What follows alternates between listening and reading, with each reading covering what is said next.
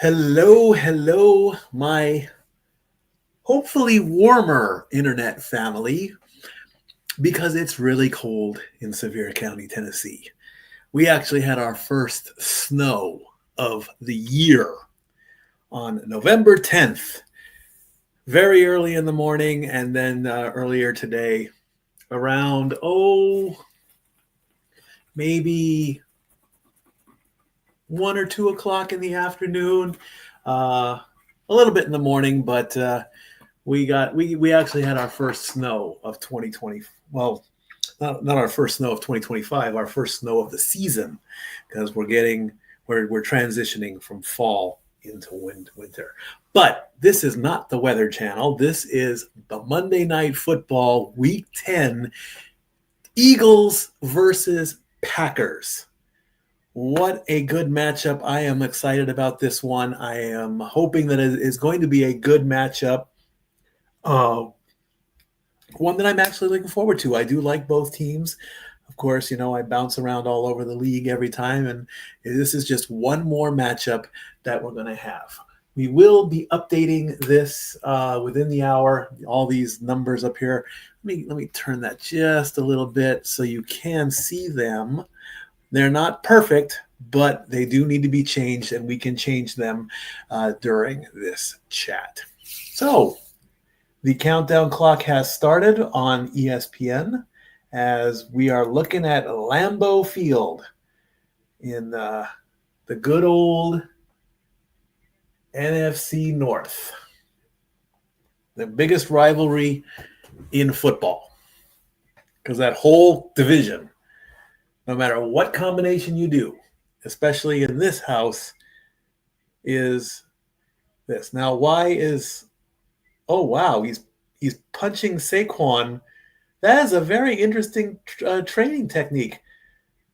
Saquon had these ropes around him, and the trainer, and I just saw this, had a boxing glove, and he's punching Saquon while he's moving forward. Very clever. Of course, in the end, and then there's the NFC East overall: 6-2, 3-5-1, 3-7-2, 8. We will update that in just a second. In the meantime, let's bring in my partner in crime when it comes to football here, my brother from another mother. Let's bring in the New Orleans superstar. It's me, and it's I. Yep, first things first, I want to give a shout out to my roommate, Paul. He unfortunately suffered a stroke this past Sunday morning. So prayers up to Paul. But week 10, what an insane week. Mikey, I feel like it was upset nirvana everywhere. Let me bring up the scores really quickly here, and we can go through them, and then I'll upgrade the Statitron 9000 over here on my left. It all started Thursday night with the Broncos beating the Raiders. No surprise there, really. I mean, the Raiders are the Raiders. So let's go. Where are my Broncos at? They are right here. They improve to 8-2. That was god awful. And the Raiders move down. Where are my Raiders? 2-7. So they're getting closer and closer down to the bottom. Then after that, the Colts beat the Falcons. No surprise there, 31-25. So we're going to put the Colts. They're already 8-2. And the Falcons are 3-6. And they lost in overtime. The Colts had to go into overtime to beat the Falcons? Yes. That's a shocker. Jonathan Taylor had 270-something yards and 3 touchdowns. I do believe that is one of StatGirl's top 3. Oh, yeah. Talented stars. I do believe she did mention that one. All right. The Bears beat the Giants 24-20. So some news coming out of that game. The Bears are going to go to 6-3. What did the Lions do? Let me go to the Lions really quick. So see if I have to update them. Yep, they won as well. The Lions and the Bears both get a win. So that's going to temporarily put them ahead of the pack right now. Oh, give them their sixes just like that. Okay, Bears beat the Giants, so no surprise there. Giants fall to 2-8. So there's the bottom of their division. Anytime soon. Dolphins upset the Bills. There's your upset of number one. Shocker. Big shocker. So the Dolphins are going to move to 3-7, but it's not really going to help them any. And the Bills are going to fall to 6-3, so they're going to pretty much stay put where they are. Wow, what happened, Josh Allen?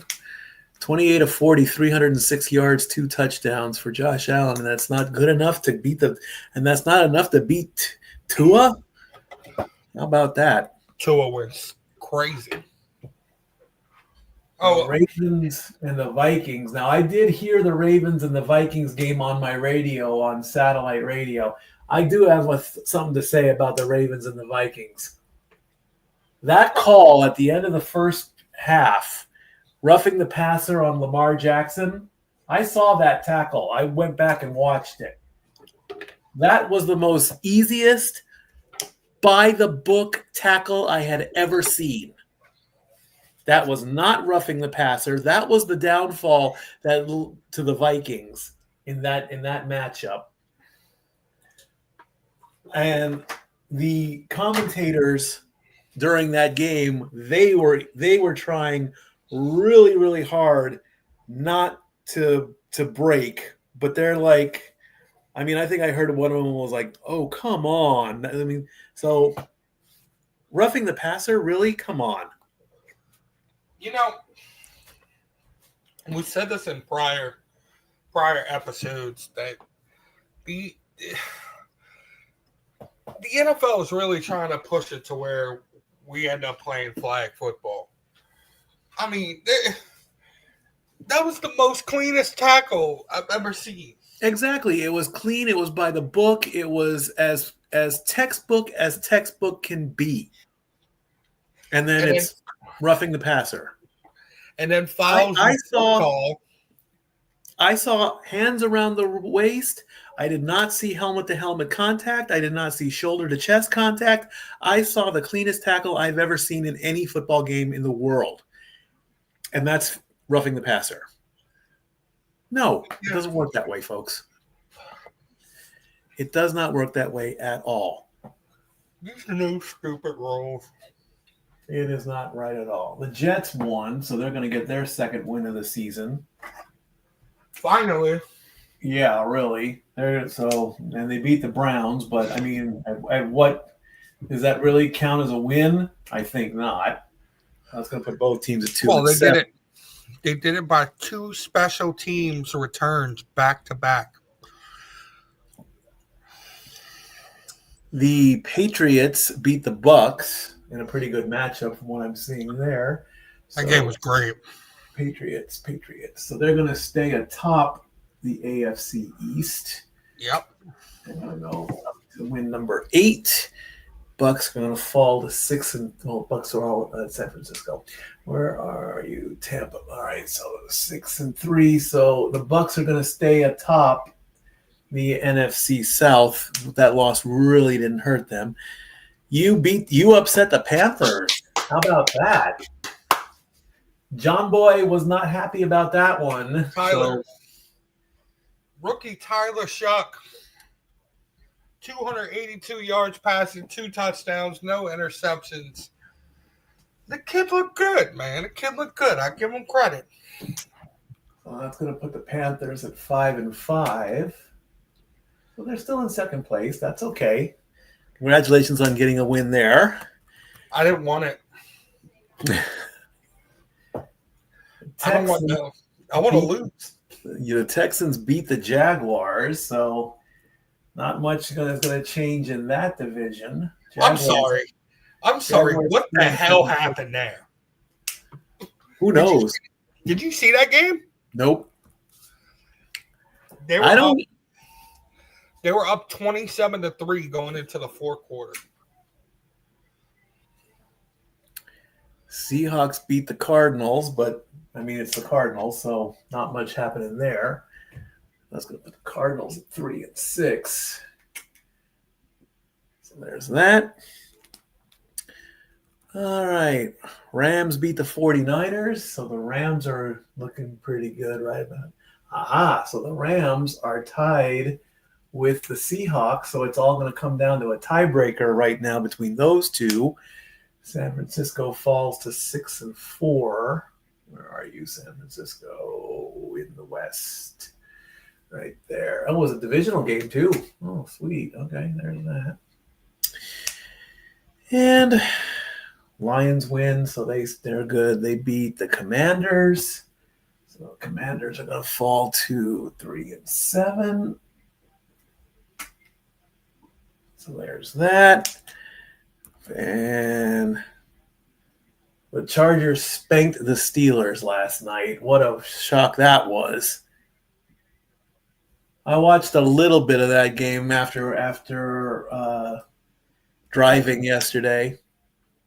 Well, were we playing baseball or something? Yeah, that's what we talked about. I mean, I turn on the game and I see a 3-2 score, and I'm like, am I watching baseball or am I watching hockey? Which one am I watching here? It's true, man. I mean, that game started 3-2, 5-3. Exactly. So the only major thing that we need to take a look at right now, and we can also update the playoff pictures as well. The Pack is at 5-2-1, so they're in third place right now, depending the outcome of tonight's game. So if they win, they're going to go right back atop their division. Although, according to ESPN, 5-2-1 is better than 6-3-0. So, win or lose. I mean, if they lose, then I think they might actually drop down, and the Lions will take the advantage over the Bears. So, not much change, really. Let me take a look here between the Seahawks and the let's see who they give it to. They gave it to the Seahawks. So the playoff picture as of right now at 7:15 on November 10th, if the playoffs were to start right now, let's go. We don't want that. Playoffs. Because I mean, it is now past the week 9, or so. Now we're definitely in the playoff picture here. So let me bring up NFL.com, and there is some breaking news that I would like to also touch. But of course, the way I do it, I'm going to say something that I have been saying all the time. The Giants have fired their coach after a 2-8 start. Kafka is named the interim HC, but I mean, really, again, it's why do that to the coach when we all know the players need to be held accountable. The players can only do what the coaches tell them, and unfortunately, I guess this coach just didn't do what the uppers thought they would. So if the playoffs ended right now,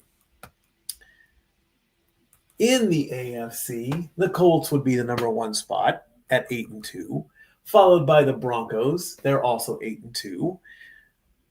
Then it would be the Patriots at 8-2 as well. And finally, the Steelers at 5-4. Divisional leaders get the first 4 seeds. Seed number 5 would go to the Chargers at 7-3. Seed number 6 would be the Bills. And seed number 7 would be the Jaguars. It would be 2 versus 7. So that would be the Broncos versus the Jaguars. The Patriots would then play the Bills, and the Steelers would play the Chargers. And those would be your top 7 teams. In the AFC, excuse me, that was the AFC. In the NFC, the Seahawks are your number 1 team at 7-2. Eagles are at 6-2. Packers at 5-2-1, and then the Bucks at 6-3. Those are your division leaders. Team number 5 would be the Rams at 7-2. Teams number 6 would be the Lions at 6-3, and then it would be the Bears at 6-3 as well. So your matchups would be the Eagles versus the Bears. The Packers would play the Lions. That's the division straight out, so that game would mean a whole lot more. And then the Bucks would play the Rams. Then, of course, the number 1 team would then play the least remaining team, the lowest remaining team left after that. So on the bubble, the Chiefs are the next team. They are team number 8 in the AFC. And they are going, let's see who they are going to play in week 11. Let me bring that up really quickly. Yes, and week 11. All right, let's do it. What are we doing? Week 11, huh? Well, I'm just previewing week 11. I'm not going to throw out picks just yet, bro. Let it cook a little bit. KC is going to play Denver. Where's my Joker laugh when I need one? Oh, boy. Patrick Mahomes playing against Denver? Yeah, right. Listen, man. Listen. They didn't impress. They didn't impress at all. They scored 10 points against one of the league's worst defenses this week. That's not good. Their run game is abysmal. Denver's run game is abysmal. And Kansas City is getting healthy, man. They just ran into a better team. The Bills were the better team. Kansas City has essentially the whole rest of the season to get their stuff together.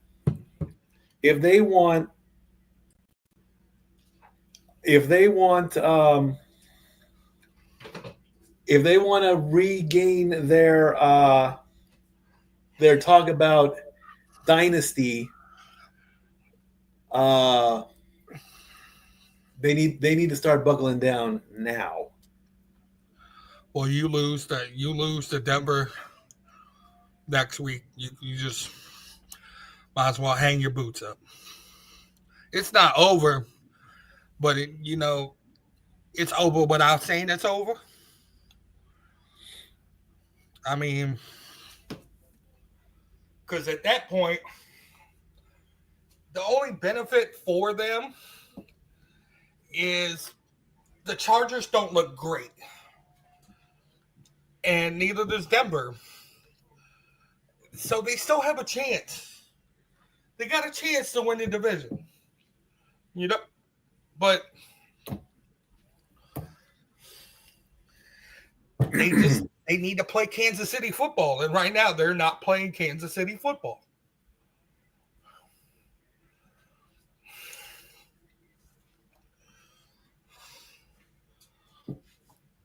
If you ask me today, my preseason pick, my world champion was the Denver Broncos. Who's my Super Bowl pick right now? Probably the Colts. I'm still staying true. I'm still going to say Colts Eagles. I'm still going to stick with that. And if that happens, I'm okay with either winning. I'm okay with an Eagles back-to-back. I'm okay with the Colts winning the Super Bowl.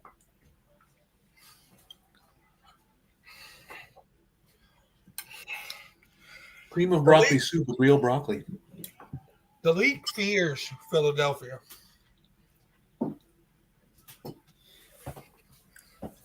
You know why, Mikey? Why is that? You know what I saw yesterday? What did you see yesterday? I saw 3 different teams do the tush push. I saw 4 different teams do the Philly special.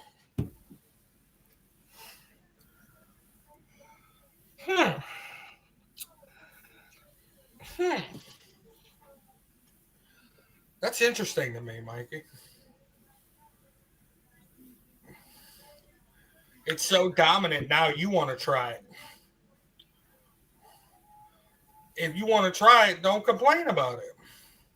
Exactly. I know it needs a better name. Just call it what it is. The quarterback sneak. That's all it is. That's what it's always been. Right. A couple of let me talk about this. A couple of betting scandals has been coming up lately. Baseball has been affected. There is a report that ESPN Bet is going to shut down on December 1st. I really don't. Now, ESPN, of course, is still promoting it, but I have no idea why. And of course, this whole scandal is just shutting everything down. I mean, sports betting is part of sports. It always has been, and the movies make it a thing. People put their life savings up on a bet, and honestly, they should not do that because, I mean, there are tons of PSAs out there that tell you to bet responsibly, And what does that mean? That means only bet what you can afford. You don't want to lose your kids' college fund on the Lions beating the Falcons, and then the Falcons end up winning. So, I mean, I did that when I first started working in the casinos. I had no stopping. It was Pop who damn near kicked my ass. He said, "If you don't stop playing at the table, I'm going to kick your ass, son." And I'm like, "Okay, Pop." Now, I mean, with an occasional Powerball ticket and an occasional scratcher, and I tried a little bit of FanDuel this season. I'm good. I don't even do the friendly bets anymore. I just, I don't know the first thing about the science of it. I tried it for like 6 weeks. I lost 20 or 40 bucks because I only bet like $2 a game on a parlay that could turn into $50. And hey, it just didn't work out. So, it was either FanDuel or DraftKings or MGM. BetMGM is another one. So now ESPN is going to be shutting it down. They don't want to do it anymore. DraftKings, I think, is working with ESPN. So I think DraftKings is going to be the top betting company with ESPN anyway. I still believe FanDuel is bigger. I really do. DraftKings, of course, has Kevin Hart has one of their spokespersons and all that. But, it's like sports betting is just, it's so complicated. I mean, it's taken me so many years to figure it all out. And I still don't get it right. It's like there's this, there's that, there's this, there's that, there's everything there. Mm-hmm. Hello, Charles. How are you today, my friend? Welcome, welcome, welcome. Thanks for checking in. You can't even like be an unofficial bookie, because it's like you brought up the point I wanted to ask you. Go ahead. That's exactly what I wanted to ask you. You ever played a football card, Mike? Have I ever what? You ever played a football card Don't think I have. No, with a bookie? not with a bookie. No. Like what happened? Like I get it. It's illegal. Don't don't get me wrong. There was no legal part about it. But what happened to those good old days, man? To where you could call a bookie and do everything over the phone or meet with a person and have football cards and like when betting was fun. Now betting is just out of control. Indeed. And Hollywood makes it very scary, Look The at the movie mafia Casino. too. Well, we don't talk about them. They could be watching, and the next thing you know, I'm going to get whacked. So let's not go that far. Look at the movie Casino. De Niro and Pesci. Okay, De Niro, one of the greatest handicappers in the world. He would make the NFL change their odds because he was that good. Joe Pesci, the muscle, the bully, if you want to call him that. He collected when he won. He refused to pay when he lost. The problem is that it becomes illegal because I believe the government wants their share. I mean, let's face it. You put up the money, you win, it's income. Income gets taxed. And I mean, if it's cash, it's pretty much untraceable. But because there are apps galore, there are records everywhere. I even have my own records on small bets. I put it in there. Hey, I won this money. I put money towards the lotto, but and it's you're absolutely right. It's insanity, and the trust system that Hollywood has made it out to be. Countdown clock at 31:45.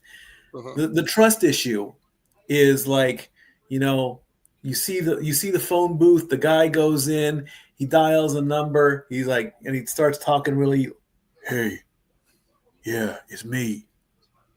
Give me 50 on the Bears. Yeah, 50. Okay. Then the Bears lose, and he's scrambling to get the money because if he doesn't get the money, he's gonna get his legs broken, and this is Hollywood's talk. If it's real, I don't want part of it. Look at Rocky, 1976. Before, as Rocky was the muscle for a loan shark. He's like, hey, I need my money. Go break his thumbs. What's that really gonna solve? Because and Rocky even said that, he's like, well, if I break his thumbs, he can't work and he can't pay you. And the guy's like, it's not about that. It's about sending a message. Really? What message are you sending there, my friend? So that's why I don't want to deal with it. I don't want to mess with it. I'm not going to go near that stuff. I'm going to do it the right way. I'm going to go to a sports book. I'm going to go to a casino. I'm going to put up no more than $20 total. You can call me cheap for that. I don't care. You want to know what my record is? What's and your it's record? not. It ain't got nothing to do with. It ain't had nothing to do with betting. My record was $850, I think, in a poker machine. Poker machines are evil, man. They're evil. They're so fun. So fun. Video poker, yep. See, I like real poker. Ask Renegade. Ask Pop. That's how I got started. I mean, lotto tickets are lotto tickets, okay? You put $1, you scratch, you win, you lose. Yeah. Everything went downhill for me at the poker table because I was working there. I've told the story many times. I would get my tip. I got bitten by the bug. I'd sit at the table. I had no clue what I was doing. I lose my tips for the day. Pop would say, like, how much money did you make today? I'm like, I don't want to talk about it. And I would lie to Pop. I'm like, oh, I had to pay a bill. and it got bad. I'm not going to lie about it. I'm going to be transparent about it. Hold'em or blackjack? We got tons of blackjack stories too. I mean, blackjack. I mean, 21. I mean, the movie 21, card counting. All right. If card counting is so bad, I mean, I'm sorry. Then it becomes the business, and it's like, oh, you're taking me for $1.6 million. Well, guess what? He's smarter than you. Bottom line. Or loaded dice, like what was Walking Tall? The Rock. I never saw Walking Tall. But dice can be tricky too. I mean, dice goes all the way back to the Bible days. I mean, and the casinos, even though they say that, I think they say that blackjack, roulette, and baccarat are the top three games that give the players the greatest odds. I mean, you want to hit that one roll, you know, and then they just keep pushing it and pushing it and pushing it, and it's like, man, when am I going to get that? And then they put so much money out there too, but you know, it's like I have no shame in putting $20 total, $2 a game, $2.50 a game on all 16 games, and it's like, hey, I won $30. Let's go to the steakhouse and all that. Right. Countdown clock is now about to hit 27:15 as we're getting closer and closer to this Week 10 matchup between the defending Super Bowl champs, the Eagles, and the leaders of the AFC North, or the NFC North, the Packers. And we'll see where that goes with that. Let's take a look at the let me bring up the analytics here real quick here. I think the person in Hollywood who made it like interesting, like entertaining when it came to betting was probably Charlie Sheen with 2.5 Men. Yeah,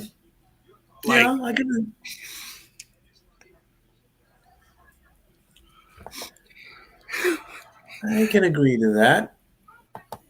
All right, let's see what we got here. Analytics. Green Bay has the advantage, 52% to about 48%. 30 degrees, a nice balmy 30 degrees in Green Bay, Wisconsin. We're 30 degrees here in Sevierville, Tennessee. So, hey, what do we got to lose? Jalen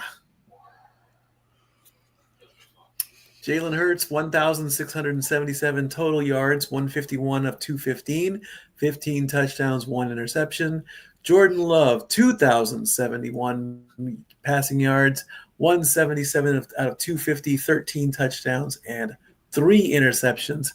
Saquon Barkley is your lead rusher at 127 carries for 519 yards, 4 touchdowns. And Jacoby Jacobs, 141 carries, 10 rushing touchdowns, 534 yards. On the receiving line, it is... Oh, he's on the injured reserve? Tucker Kraft still on the injured reserve. He leads the team, but he's on injured reserve. Well, that's not good. Yeah. And leading wide receiver on the Eagles, of course, is Devonta Smith at 44 receptions and 588 yards. All right, so there you go with that. So Brian Daboll was fired today. What was that?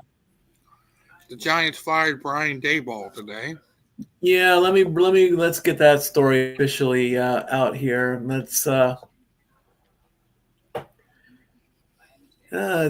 ESPN, Giants fire coach Brian Daboll. Joe Schoen remains as GM. Written by Jordan Raanan, or Raanan, Raanan, as of this afternoon at 12:48 p.m. The New York Giants fired coach Brian Daboll on Monday after the team blew another double-digit lead Sunday in Chicago. Assistant head coach and offensive coordinator Mike Kafka will serve as the Giants' interim coach. Kafka was a finalist for multiple head coaching jobs over the past 2 years. Joe Schoen will remain the team's general manager and lead the search for the next head coach. No other changes to the coaching staff are being made at the moment. The Giants, 2 of 8, have won just 2 of their first 10 games for the third straight year. They are 11-33 since the start of the 2023 season. Rookie quarterback Jackson Dart also suffered a concussion in the Giants' 24-20 loss to the Bears. That was the 4th time Dart has been evaluated for a concussion this year, including the preseason, but the Giants still aren't winning games, and they've been blowing leads in unprecedented fashion this season. Sunday's loss was the 2nd time this season the Giants lost after leading by at least 10 points with under 4 minutes remaining. They became just the 2nd team since the NFL merger to do that, joining the 2004 Seattle Seahawks. Again, man, it's always the coach that gets the axe. It's never the players, because these players are protected for. Well, this time it's his fault. How? It's how it's a Miami situation. It's a Miami situation, a Tua situation. He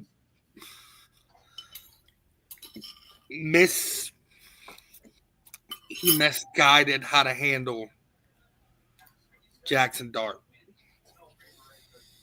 He absolutely let the kid play reckless and got himself hurt. Like, some of these design calls, like, are common sense. Like, you don't make your quarterback do that, or you don't tell your quarterback to lower his head and plow through a defense. That's how you get a concussion.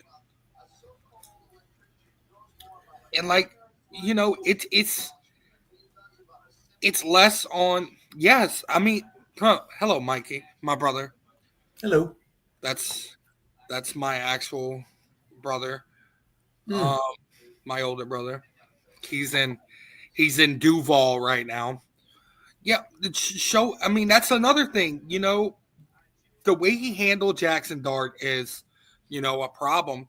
But the Giants haven't had a good GM in years, man. I totally agree. The Giants, in my opinion, were a very dominant team. They were one of the first. The Jets had Broadway Joe. We know that. Broadway Joe made the Jets, and then the Jets just died off. Mm-hmm. Then the resurgence of the 80s, that's when I jumped on the Joe Montana bandwagon, the Jerry Rice bandwagon. The Patriots dynasty hadn't started yet.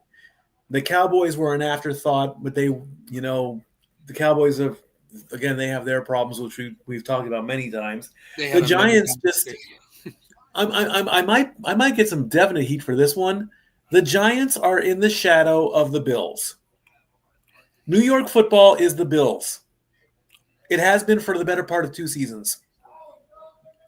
Well, what do you mean no? If you really look at it, they're all in the shadow of the Knicks. You can't cross the sports on that one. Oh, come on. No, you can't, man. You can't. We all know that New York and Los Angeles are the top 2 markets. We know that for a fact. LA, New York is always going to be a rival, whether it's rap music, whether it's traffic, whether it's population, whether it's geography, East Coast, West Coast, no matter what. When you're going in... Uh-oh. Okay, it was not intended as a cheap shot, okay? No, I don't intend to say a lot of bad things. They just come out the wrong way. He's talking about me because I know my brother's... Okay, fine. Then, he's a diehard Knicks fan. But see, here's the thing, okay? If you want to talk New York sports, you put the Bills first, then you put the Knicks, then you put the Rangers, then you put the Islanders, Then you can't. Then between the two, the Giants and the Jets, I'll give the Jets a little bit of a push because they had Aaron Rodgers before he decided I'm going to play one more year and go to the rival Pittsburgh, which of course New York and Philly, big rivals as well. New York is Buffalo. Okay. Buffalo is New York. Bottom line. The I rest would of the go. rivalry, I mean, come on. Oh, and we can't forget the Mets and the Yankees either. So we'll put the Yankees. Damn, do I put the Yankees in front of the Knicks? Yes, we'll go Bills, Yankees, Knicks in New York lore. Okay, the Knicks were a dominant team in the Patrick Ewing era. They've died off. What have the Knicks done so far? Not much, because it's all Oklahoma City, Golden State, and LeBron in that order. True. Thank you. You know who I would put, and this is going to be crazy. You know who I would put above we forgot about the Nets too. Who I would The put Nets? above. Oh, yeah, Brooklyn. Okay. But see, that was more New Jersey, though. They were New Jersey before they were Brooklyn, so that doesn't count. Right. You know who I would put above all three of those? The Jets, the Giants, the Nets, the Liberty. Got it. Okay, we got it. Yeah, we got to give love to the Liberty. Okay, top four. So good. Top four. The Liberty are better than the Knicks. I'll say it. I just did. Ouch. The New York ladies are better than the Knicks. I think the Aces won more titles, though, but if I think of New York basketball, I'm thinking of the Liberty. I'm not thinking of the Knicks. And that's not me being chauvinistic or anything. They play better basketball. Bottom line. Well, I feel like the Aces are dominating because of their coach. It's not all about the coach. It's all about the players. Timeout. Here's where I'll tell you you're wrong on this one.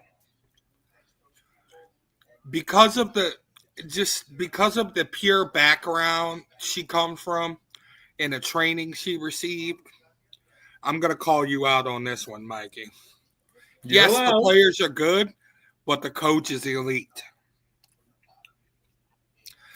She was trained and ran pedigree for 9 seasons. She was trained under Greg Popovich. Can we not say that Greg Popovich is one of the greatest NBA coaches of all time, besides Phil Jackson, of course? I was going to say, if you're putting anybody above in the elite, we know Phil's the GOAT. I mean, there's no conversation about Phil's not the GOAT. He's the Zen master. But Becky Hammon comes from that Greg Popovich pedigree. And she should have been the first choice. I don't know why she's not an NBA coach yet. But while we're on this topic of the Giants, what it all boils down to, you know what I think is going to happen, Mikey? Go for it. You know who I believe is the next coach of the New York Giants? And it's going to send shockwaves over 2 sports. Lane Kiffin. Okay. I'm Lane fine with Kiffin that. is going to be the next coach of the New York Giants to coach his quarterback. But again, it's an equal partnership. Oh, yeah. And I will continue to promote this no matter what. The coach can only do so much. It's up to the player to do the equality. Mm-hmm. Bottom line, these coaches are dropping like flies at every point during the season. What they need to do is they need to stop doing it during the season. Okay? If a team loses the whole first month, you just sit them down and talk to them. There's this thing called honor. in the contract. Okay, you honor the contract. All right.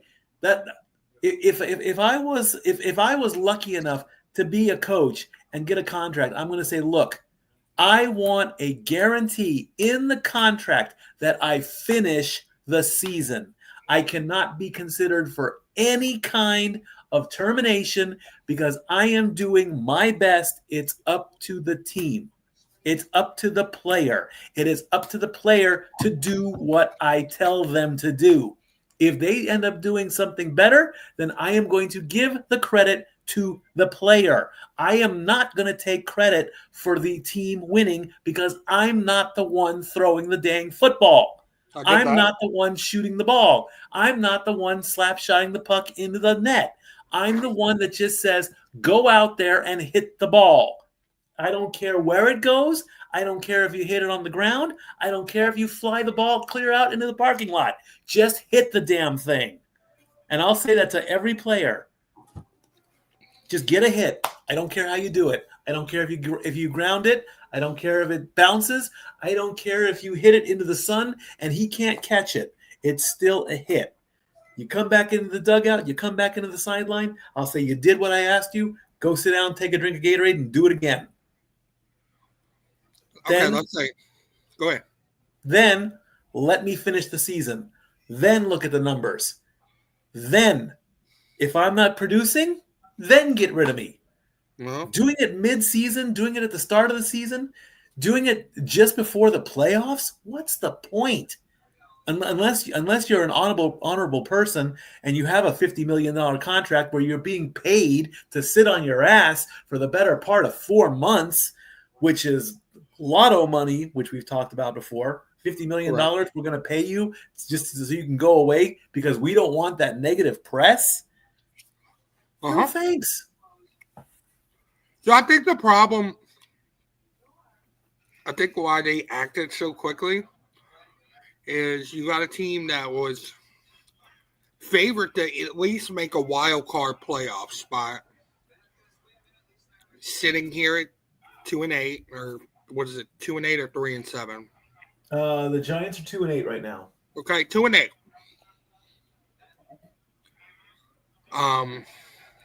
You lose your 3 best players. You lost Malik Neighbors. You lost Cam Scatterboo, who was on a tear. And now you lose Jackson Dart. Granted, it's a concussion. But you gotta be cautious with that concussion. Let him heal. Even if that means him sitting out next week, let him heal. You know? Yeah. But I definitely would not let Russell Wilson start. Absolutely not. This is where I'm letting my third string quarterback play. If you have one. Yes, they do. And his name is Jameis Winston. My favorite backup in the entire NFL.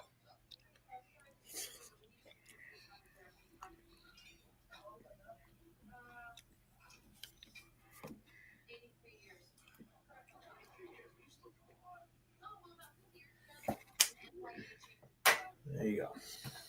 We are getting closer to the, let's see, 30 degrees out there in Lambeau. Unbelievable. That's Green Bay cold. 10 minutes on the clock. Well, let me see what the weather report here in Sevier County is. I saw snow in Chicago yesterday. That was an interesting aspect of that game. 29 degrees right now in Sevier County. And is it going to get even colder tonight? Nope. It's going to, well, yeah. It's actually going to get colder before sunrise. And we're going to get to a nice high of 43 degrees at 4 o'clock in the afternoon. Yet, of course, in Green Bay, where it's always cold. I mean, look at Jason Kelsey there. He's got a nice brown coat. He's wearing his his hat. He's got his gloves on and everything. All he needs is a nice warm fire, and he's gonna be nice there. It's true.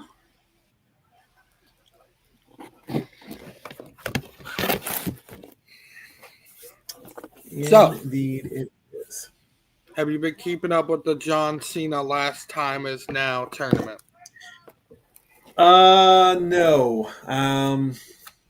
Again, I'm just a workaholic. I'll probably check that up later tonight. Or did they did they release all the?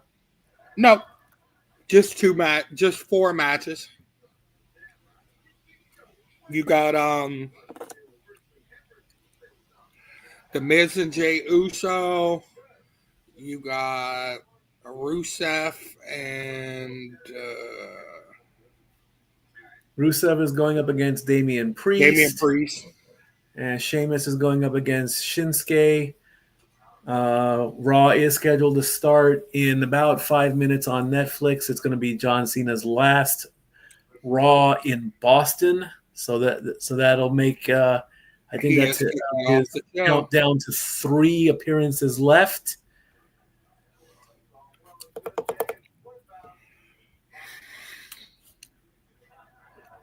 So I think that's going to be a. Who should be his last match? I'm still going to say I still want it to be Joe Hendry. Okay. I think that's who LA Knight's mystery opponent's going to be Friday. Probably. I'm still holding out for Dom. Yeah.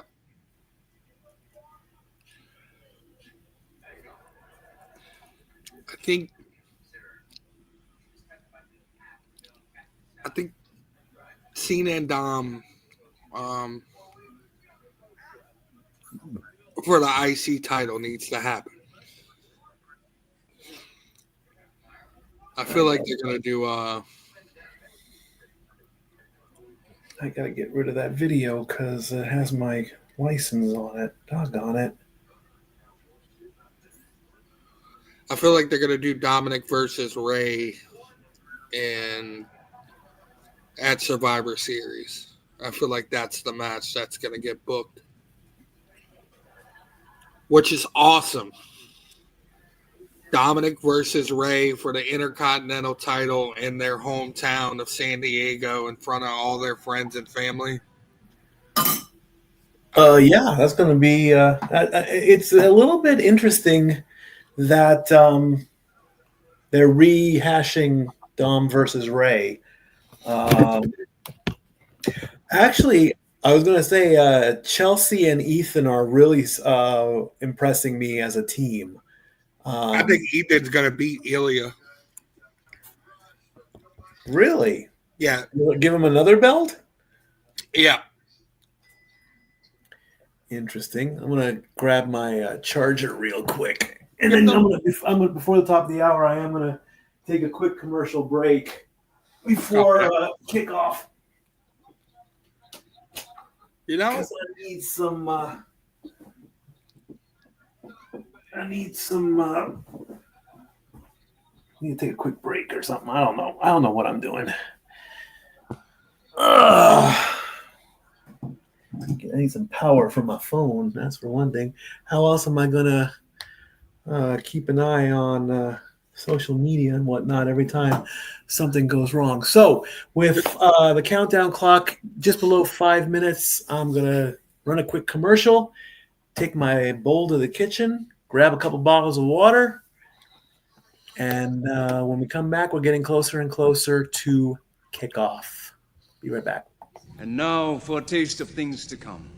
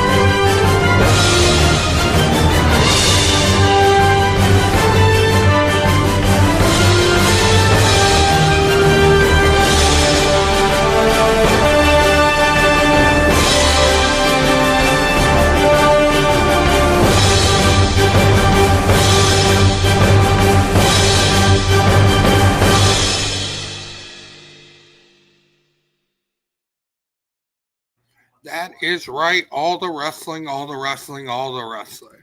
All the wrestling! Ah!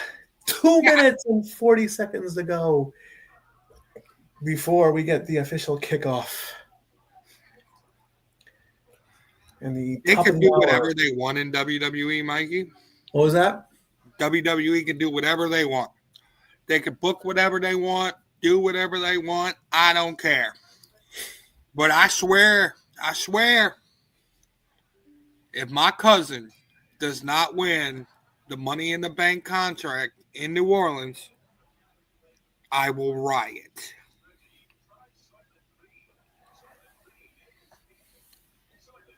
You say that all the time. The Packers are 11-2 in their last 12 games on Monday night. The Eagles are 10-2 in their last 12 games versus the NFC North. So the game is going to end in a tie. We're going to go with tie. Eagles are running off the field, running up the tunnel there. They'll come back out in just a quick second. Is that your pick, a tie? No. Come on. There is no way I'm going to have this game end in a tie. AEW is not better. I'm sorry.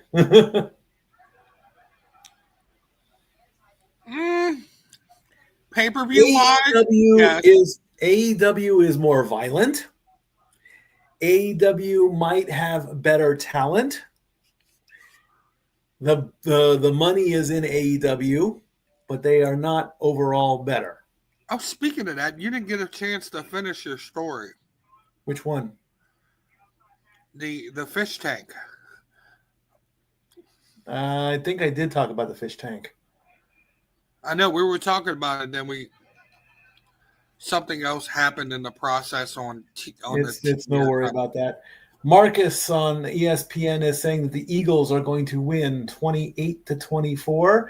Jason Kelsey is going to say the Eagles are going to win 27-24. Ryan says the Eagles are going to win 26-24. And SVP is saying Green Bay Packers 24-20. The fan vote is 65% in favor of the Eagles.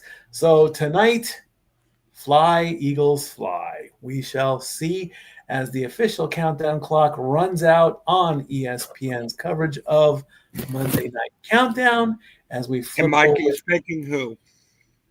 Oh, I'm picking the Eagles in this one. I'm going to say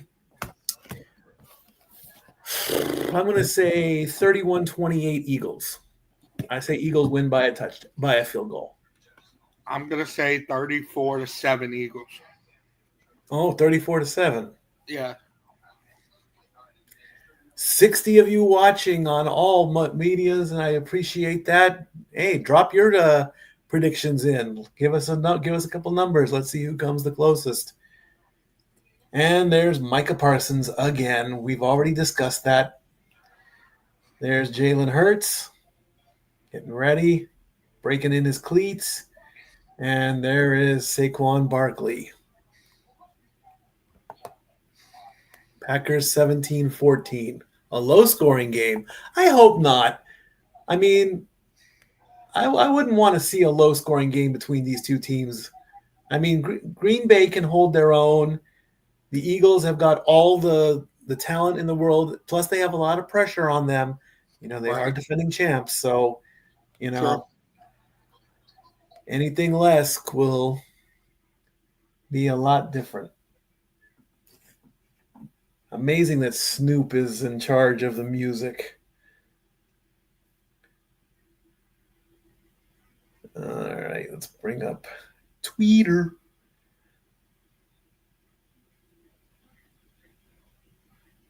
No, I don't need to know that. No, I don't need to see that right now. There we go.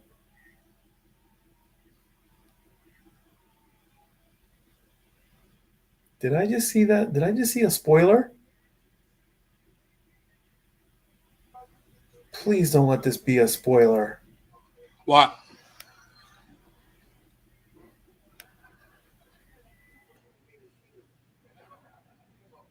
There was no way that. Why would they do that?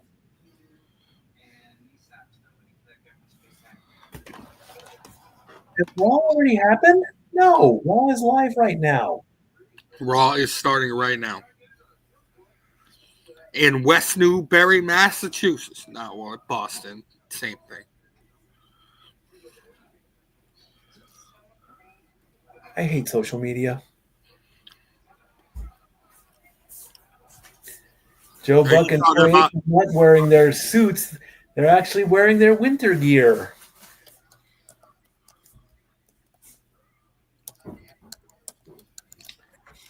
Not wearing. Joe Buck is wearing a nice black turtleneck sweater with a nice dressy brown coat. Aikman is wearing all black.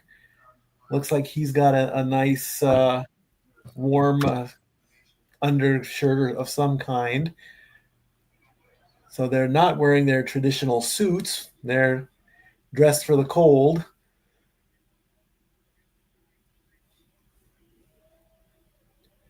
And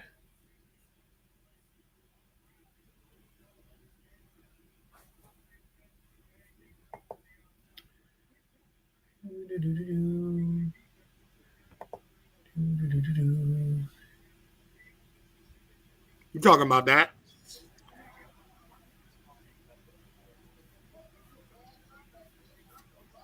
I don't need that.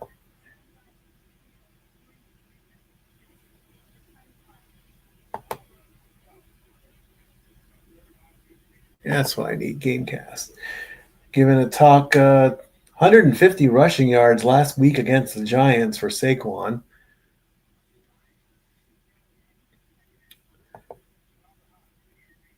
Eagles come to Green Bay after beating the Packers twice last season. The line, the Packers are favored by 2.5. Overall series, this will be the 49th matchup between the Packers and the Eagles. The Packers last won 28-20. Or the Packers have 28 wins over the Eagles. The last time they met up, the Eagles won 22-10 in the NFC wild card last year.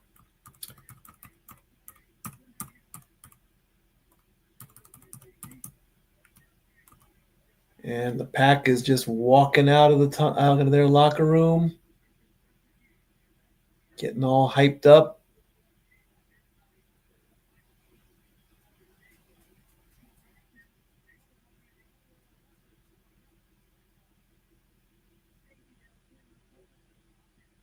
Getting a quick interview in with Jordan Love.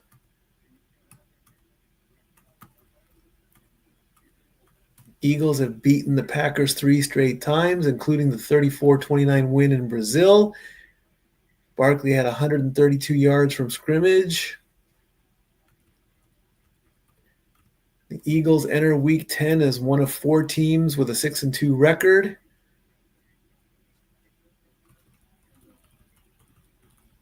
Like I say, I'm very excited about this matchup. I expect a lot because I'm going to also check the. I'm going to take a quick look at the remaining schedule. Let's see what's upcoming. Prime time, Monday Night Football. What do we got for the rest of the season? Week 11, Cowboys, Raiders. Both teams are not doing very well, so that might go towards the Cowboys. Week 12, Panthers and 49ers. That will be a good matchup on paper. Week 13 is probably already going to be a blowout between the Patriots and the Giants. Week 14, Eagles, Chargers. That's going to be a good matchup. Week 15, a so-so matchup with the Steelers and the Dolphins. Week 16, the Colts take on the 49ers. And then the last Monday night game is going to be the Rams and the Falcons on December 29th. Still haven't decided what I want to do Week 18, more than likely, I think it's going to be the last game of the season. And according to ESPN, let me advance to week 18. Is that going to be New Year's? The dates and times have not been established yet, but it looks like once they get the scheduling down, the last game listed is the Colts and the Texans, but all that is to be determined. They have not determined all of that just yet. So perhaps it could be a playoff preview as well. Who knows? Still haven't decided what I want to do for the playoffs yet. I want to get through the holidays first. First upcoming is I want to get through Thanksgiving. Then I'll worry about that. But for certain, Super Bowl Sunday, I will definitely be here in the chair in the sports bar as always.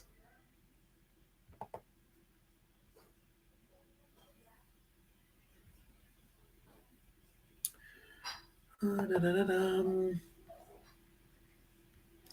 Da-da-da-dum.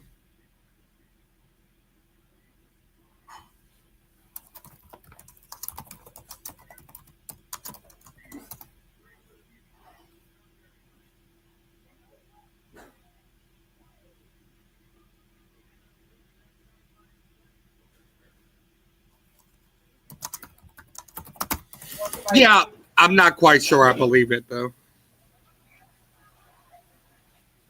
I don't know either. Pizza Hut and Pepsi. What a concept.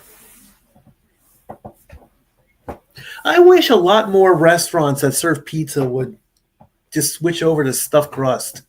I am a stuffed crust guy. I mean, it all started with Pizza Hut, and then everyone else just doesn't fall in line, I guess. I don't know.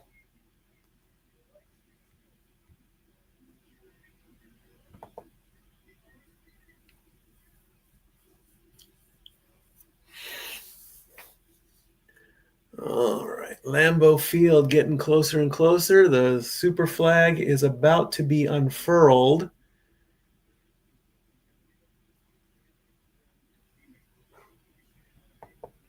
And this also is Veterans Day is tomorrow officially. And they are remembering Marshawn Neeland, who passed away also.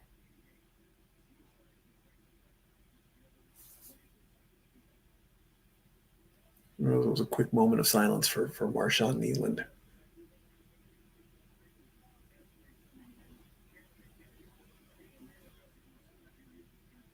And they are also remembering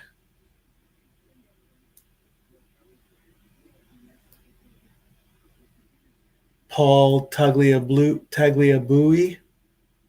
I apologize, a former NFL commissioner as well, who passed away.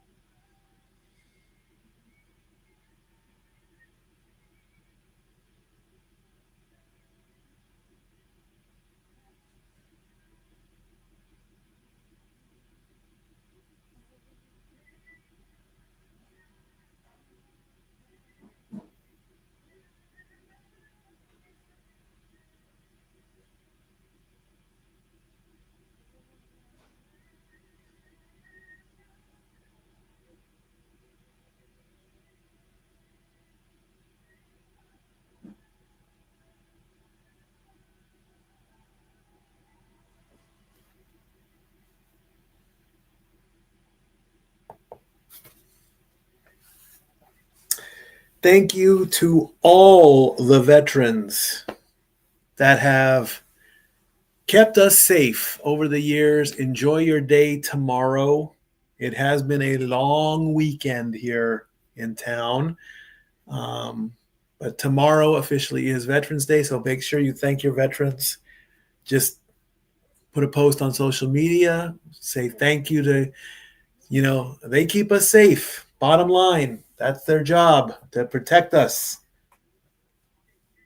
That's what they do. So just say thank you.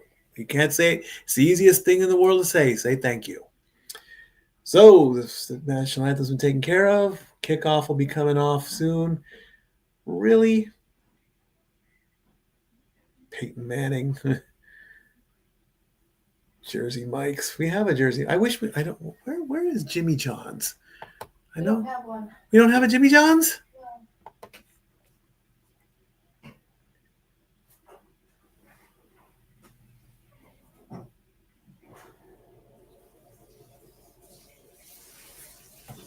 I thought we had a Jimmy John's.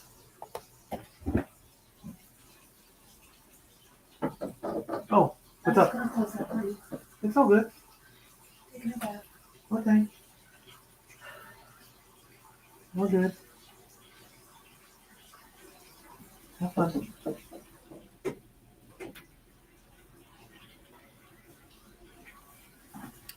Pappelallee. All right. Ram trucks. I don't see myself in a Dodge anytime soon. I did have a bit of a car issue today.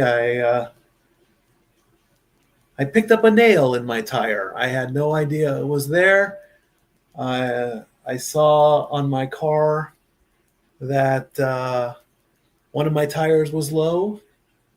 So I was trying to Instacart this morning. I picked up the groceries. I quickly ran into a garage. I asked one of the attendants, can you put some air in my tire? He goes to check and he's like, you've already got air in your tire. I'm like, huh? How is that possible?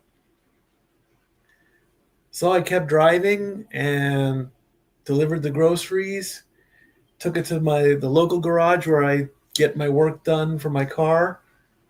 I say, I think I've got a faulty air pressure system because it's saying one of my tires is down, but it's not down. So they take a look, they come back and they say, I found a screw. Well, it wasn't a screw, it was a nail. So, and they've noticed that my tires are balding really, really bad. So I had to put in an order for 2 tires. And they put a patch on the old tire. It should last about 3 days, and in 3 days I get 2 new tires.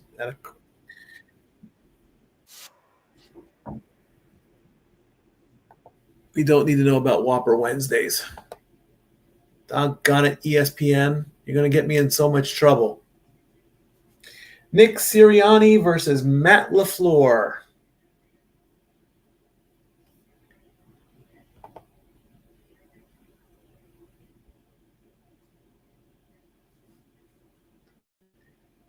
And the Eagles are going to kick. The Packers are going to receive. The Eagles will get the ball in the second half. And the ball's going to go to the 5, 10, 15, 20, 25, 30, 35, and almost to the 40 as Williams gets a very good return. So let's see what Jordan Love can do. He's at a 71% completion percentage. He has 259 passing yards per game, 13 passing touchdowns, and has been picked off 3 times.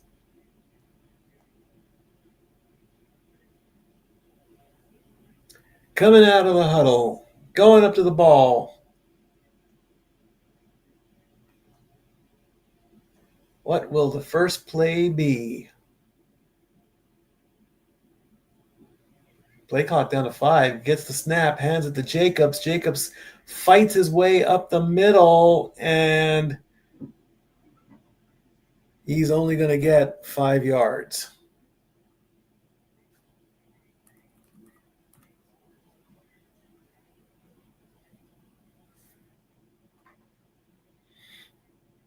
Josh Jacobs of Alabama. Roll Tide, 5 yards.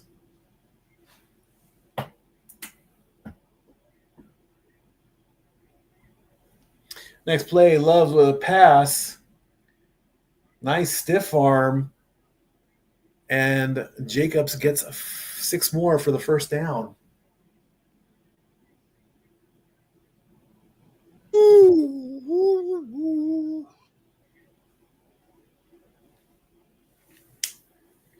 First down, Pack.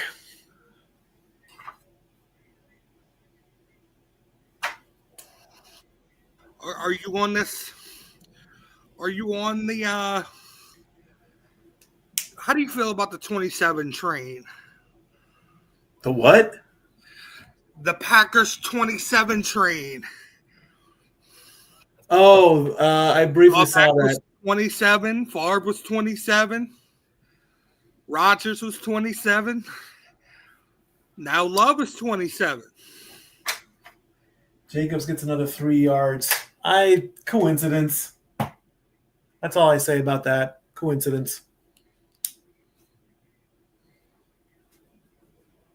It's a number. That's all it is, really. 2nd and 7 coming up as the clock is about to hit 13 minutes.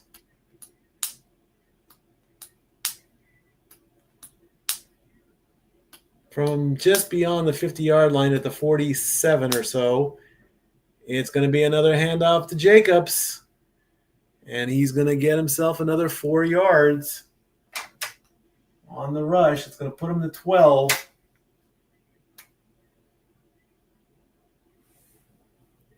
So I do believe that's 3 carries, 12 yards.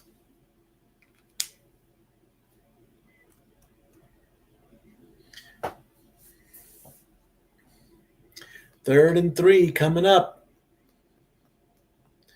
Packers are at 49% on third down, leading the NFL. To Jacobs again, and he's going to get, it's going to be close. Are they going to give it to him? No, he's short. And they're going to quickly go for it. And they get the first down.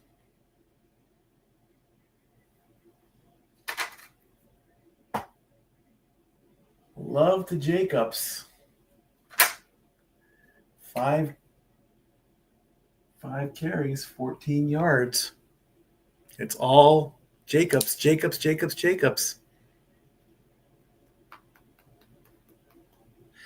advantage of something that the Eagles struggle with. Run defense.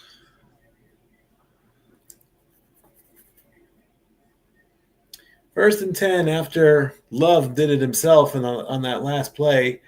Jacobs again with it, but only gets a yard.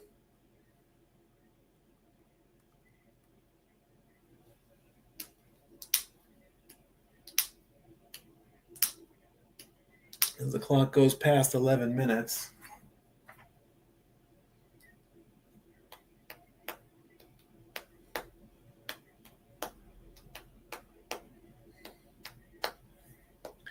Packers through week 9, they run the ball 43% of the time.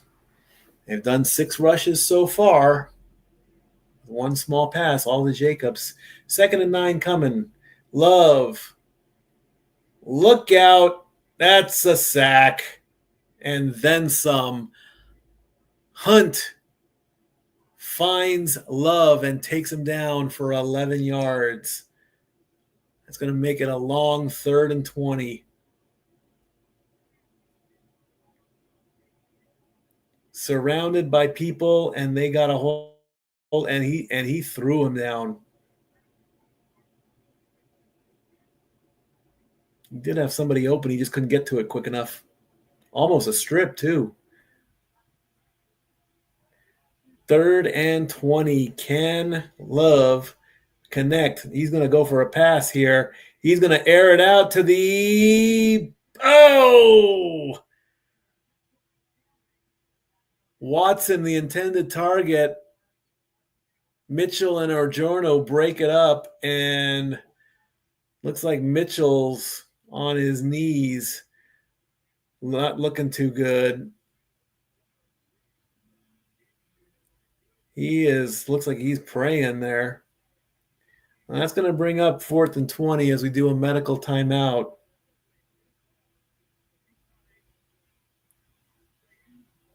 Jordan Love has already taken his helmet off. He's got his big cape on. Quinyon Mitchell out of Toledo, 60193. He is down. Medical staff tending to him. Let's see what happened here. Ball hit him in the shoulder. Looks like he just landed wrong. Maybe landed on his left knee. He's up. He's walking. He's running off on his own, so he must be okay.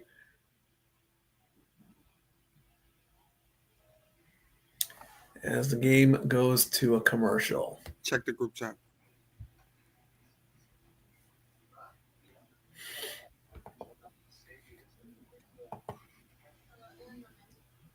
Yeah. Let the family handle that. They'll cover it. Oh, of course.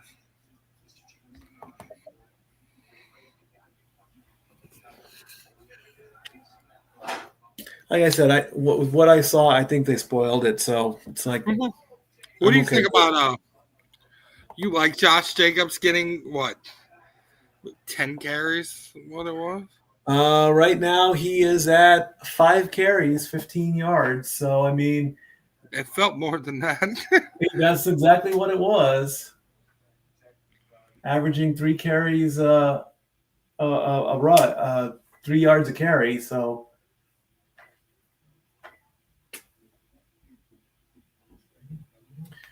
And even has 6 rushing yards. So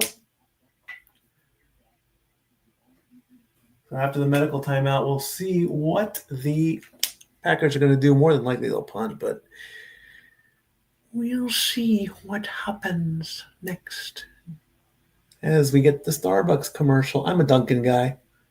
You sounded like Dobby just now. That was awesome. That's not Lisa Salters.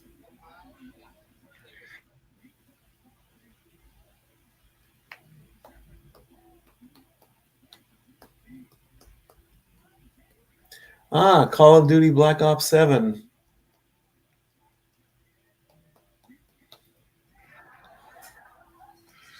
And GTA got pushed back again. I feel like we've been waiting on that game for 13 years, man. I hope Black Ops 7 has a good campaign mode. I did like Black Ops 6. I actually played it. I actually enjoyed it. I actually liked it. Are you a Black Ops over GTA? It's been a while since I played GTA. Mm-hmm. So I think the last one I played was San Andreas, I think. Or Vice City was the last one I played. So they are going to punt. And it's going to go to the 8-yard line with a fair catch.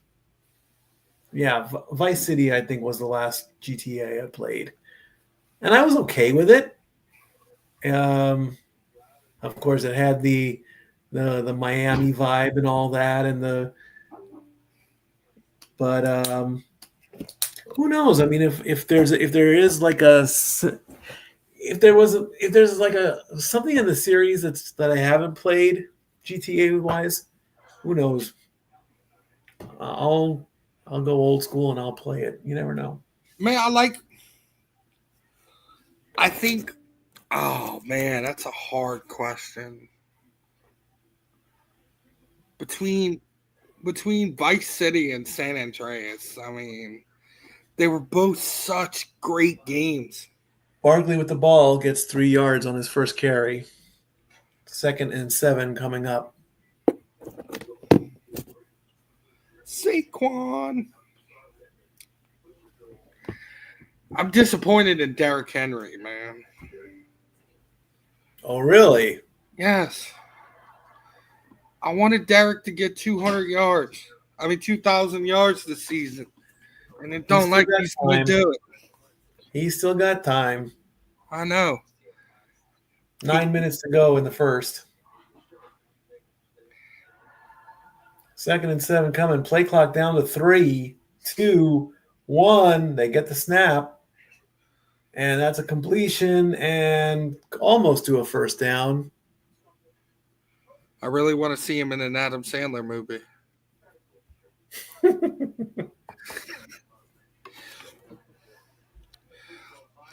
He could be in Billy Madison.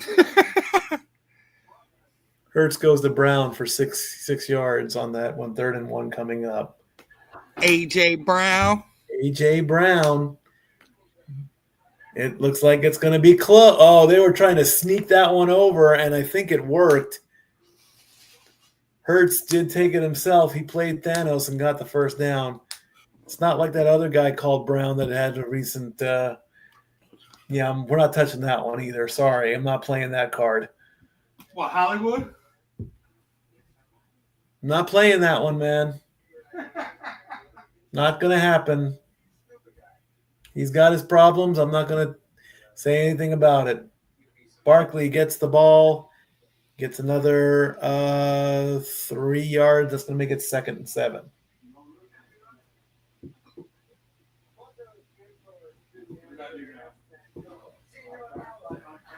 Looks like the Eagles jumped on that one, but the ref didn't call it.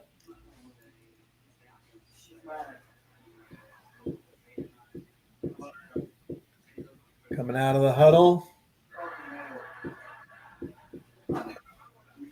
2nd and 7 from the 20, almost the 24.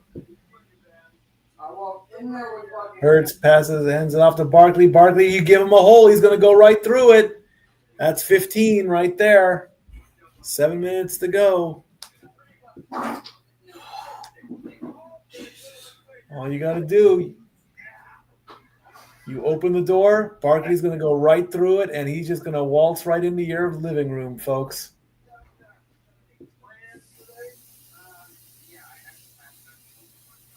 $15 big yards for Saquon. He's going to get first down.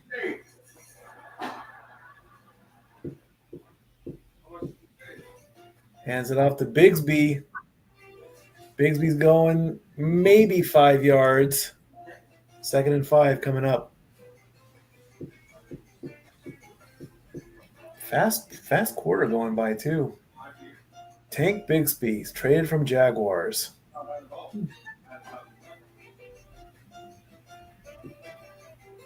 And already the first quarter is already halfway gone.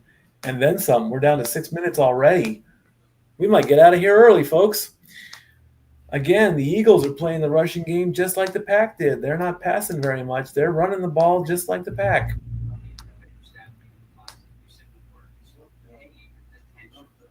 He's going to throw, and the ball got tipped. The spiral was ruined, incomplete. Smith was the intended target. It's going to be 3rd and 5.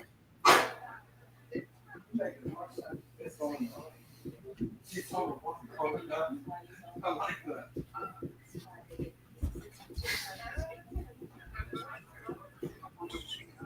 Yes, indeed. 3rd and 5 coming up.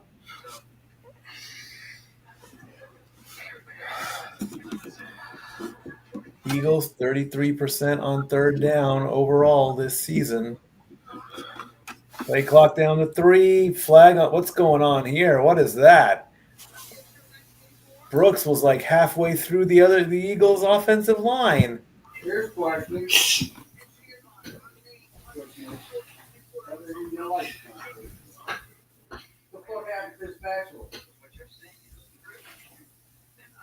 All start offense.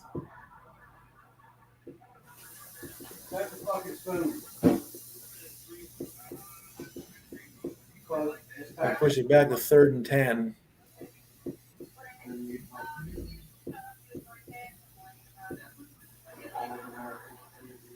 Fuck America.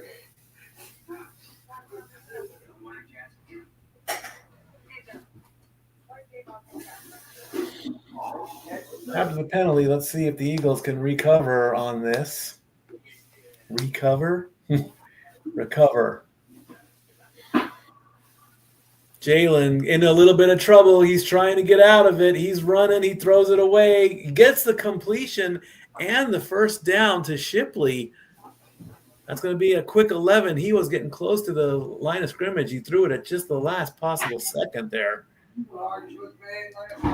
Right at midfield.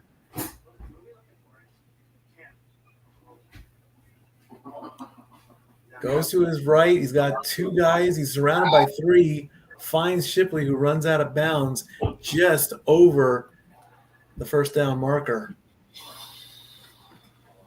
Just behind the midfield line. They're still going to give it a first down, though.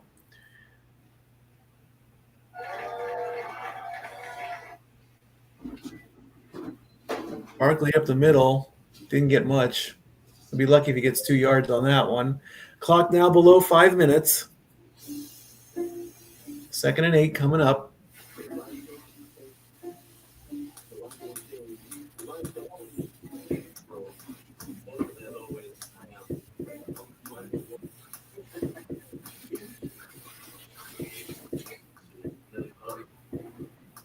Clock running down.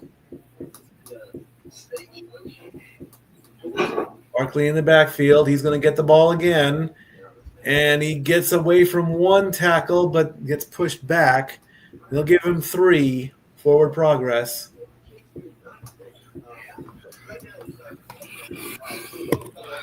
I look closer to 4 than me. No. Clock hits 4 minutes. 3rd and 5 coming up.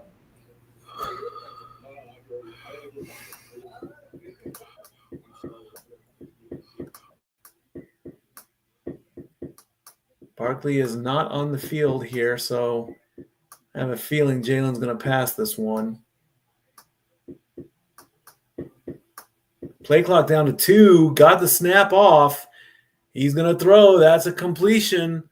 It's to Smith. First down, Eagles.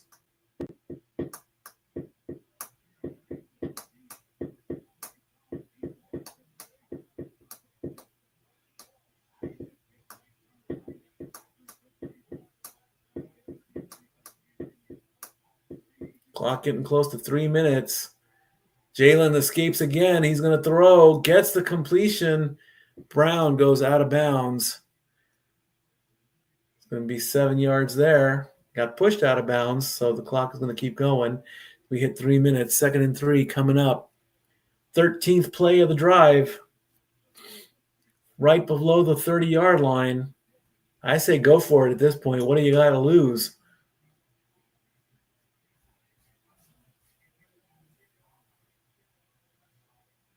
Hands it off. Shipley looks like, did he get it? He got it. 4-yard run up the middle. New set of downs. Clock at 2 minutes and 28 seconds. This quarter's gone. I want to say period again because I'm in a hockey mood. Here's the shocker. The Ducks are in the lead in the Pacific Division. How about that? They even had a 5-game winning streak. I mean, come on. Are you loving that, huh? I'm shocked. I'm not loving it just yet. I'm happy, but I'm not loving it. 2 minutes to go. 1st and 10 from about the 26-yard line or so. Jalen, he's going to fake the handoff. He's looking. He's got plenty of time. He's rolling left, and he throws it away. He had all the time in the world. Nobody could get open. Incomplete. He had time he had space. All I see is a sea of yellow.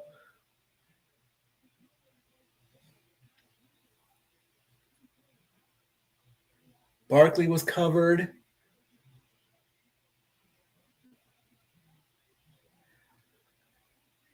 Second and 10, a minute 44 to go. Barkley's in on this one, so expect a power move, I think. There's the handoff to Barkley. Nope, he got swallowed up on that one. 2 yards on that. Going to be third down. We're getting up there in plays, folks. I think it's going to be play number 15 or 16. 3rd and 8 coming up.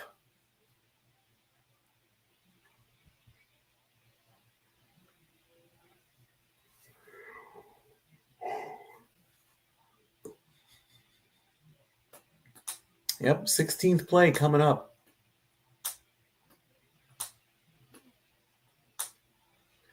Just beyond the 25-yard line. Jalen's going to run it himself and play Thanos and get the first down. And the ball comes loose. Ball comes loose, and the Packers recover, and he's still going. No, no, no. Yes, yes, yes. He fumbled it.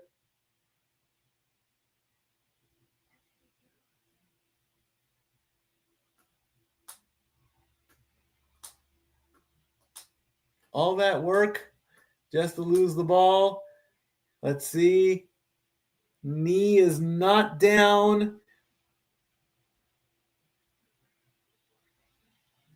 His knee brushed up against the helmet. The ball came out first. Then his knee dropped. It is a fumble and a recovery for the Packers.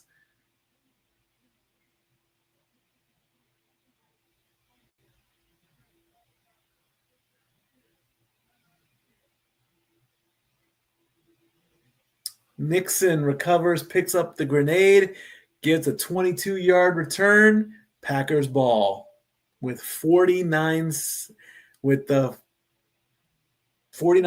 left to go in the first quarter. So we'll see where that goes. All that work gone.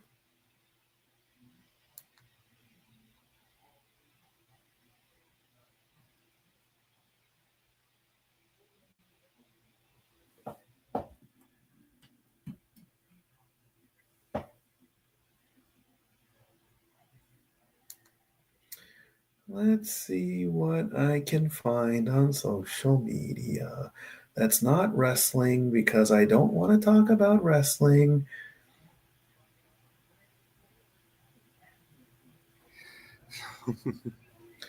Yep, they can. Yep, they confirm. Mm-hmm. I would turn social media off. No, I'm watching it. I gotta stay current. I just won't report on it.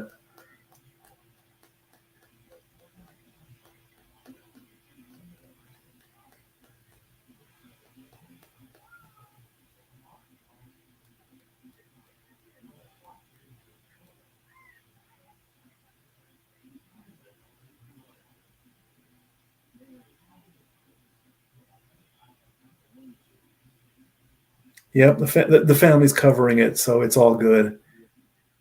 It's all good. They got this covered. They're good. They got it. They're good. They don't need me to tell them. They're covering it. So if you want to know what's happening on Monday Night Raw, go check out Mr. Reliable and Noah Foster, and then come back and keep an eye on what's going on over here. Thank you. Because they're live as well. Heck, maybe I'll crash their party. I can't do that to the family. That's not the right thing to do.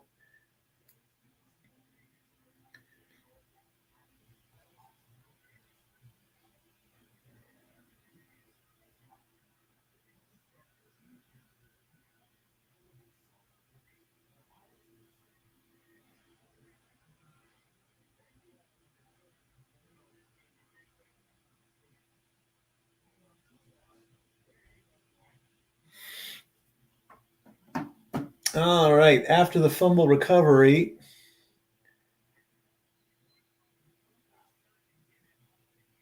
And that's going to be a... Did Jordan Love drop the ball? Let's see. Yep, he did. But he got it right back. Wow, they fumbled the ball just to fumble the ball again. Go figure that one out.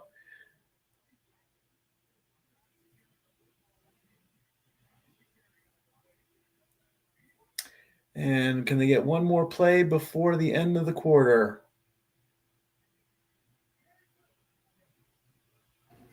It's like And the ball Pappelallee. gets batted down, incomplete, and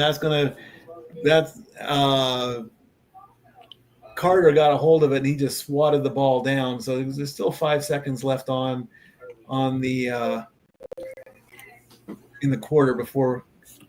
I mean, what's the point of swatting it down? If you would have put your hands together, that would have been one of the most painful interceptions I've ever seen in my life. He had his hands on it and he swatted it. I'm like, just make your hands a vice, and then it's gonna sting, but at least you get the ball back. 5 seconds left. Love is gonna try and throw one final pass. Nope, he's gonna take it himself, and he'll get down for possibly the first down. If not, he is short. He needed 13. He got 12, and that is going to end the first quarter with no score. Do I dare want to go into the other studio and check in on my family? I wonder how that would work. How would I do that? I mean, would that cause like a serious A rift in the matrix? No, not a riff in the matrix, but would that like mess up the audio or something like that? Can I even broadcast in two different studios? I mean, I've got this one open, but I mean, it might cause one hell of a echo or something. I don't know. All you gotta do is mute your mic in this studio and turn your mic on in the other studio. It's a possibility. Without saying anything, without saying what's going on, do you feel it was too early? I feel it was too late. Way too late. Well, yeah, I know it's too late, but do you feel like they jumped the gun too early with that? To start the show? Well, no, I'm talking about, I feel like that should have happened Are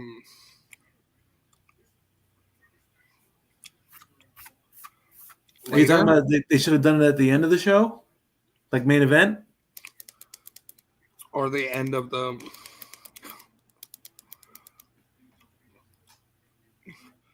the angle? No. I don't think so, no. I hate when that happens.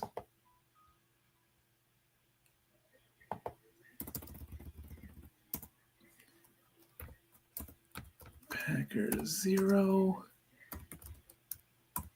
I never spell Eagles right. I always put the E before the L. All right.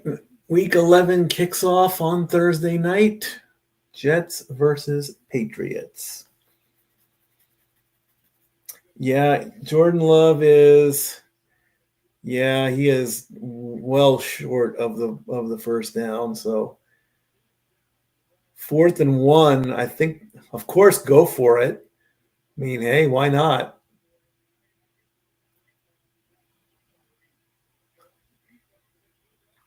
Of course, analytics is going to say go for it.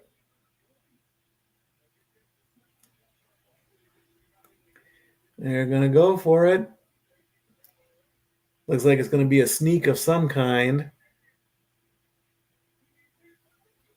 Yep, he got it. And the flags come flying. Doggone it. False start offense. Are you serious? Come on, ref.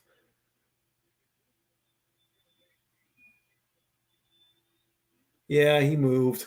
He moved. Okay, I take it back.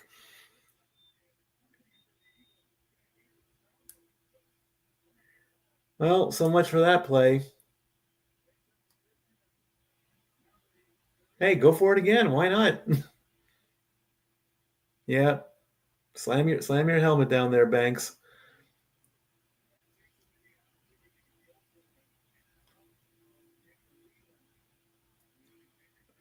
All right, so Packers are going to punt this away.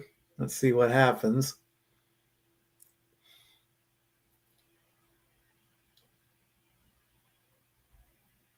Punt is away to about the 4-yard line. Going to his right, finds a bit of a door, gets carried down to at least the 20-yard line. Gibson gets 18 yards on the return, and we'll see where they go from here. Up. Okay.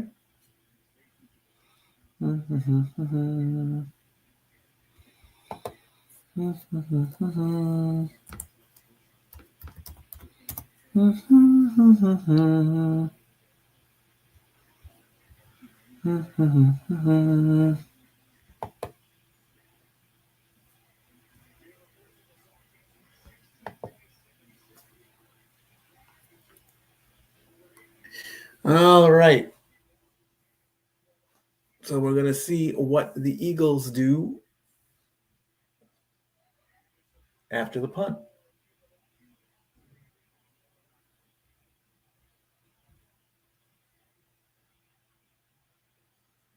From about the 21-yard line.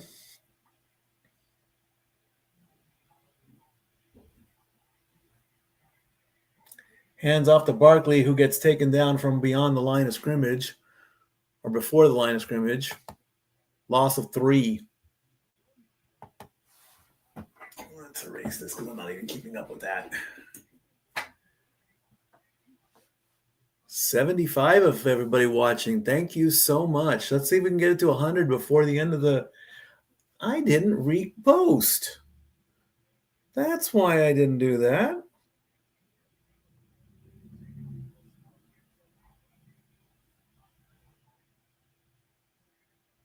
Second and 13 coming up after the loss. Hurts looking. Quick throw to Barkley. Barkley falls down.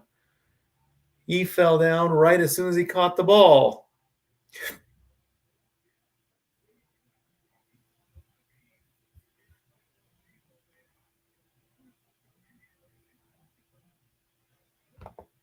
What happened, Zach? You good?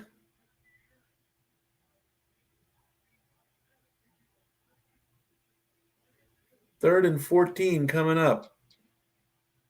You good, boss?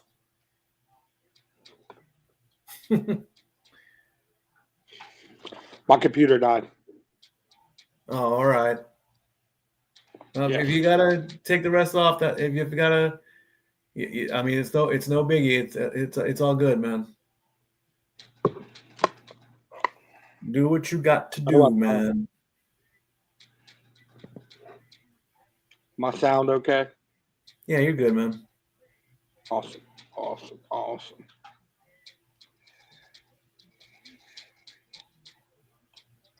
There's my repost. It's a drag out game, huh?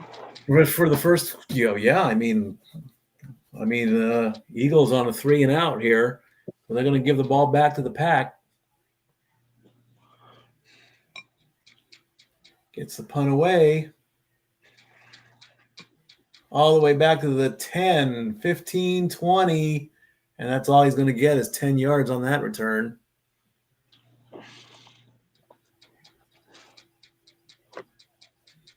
Maybe I'll check in on the fam on halftime, like I did before. Statboy is invading the Simply Reliable studios and wants to talk about wrestling during halftime. Sure, why not? Let me set that up. Where is my? Here we go. It's halftime. I'm checking in with the family as they cover Monday Night Raw. Sure, why not? Gotta make it bigger, though.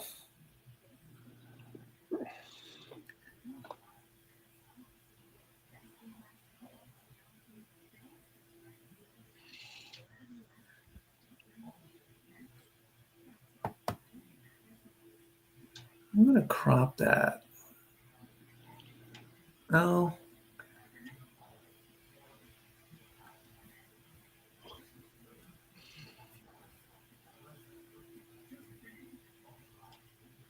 Where is the full?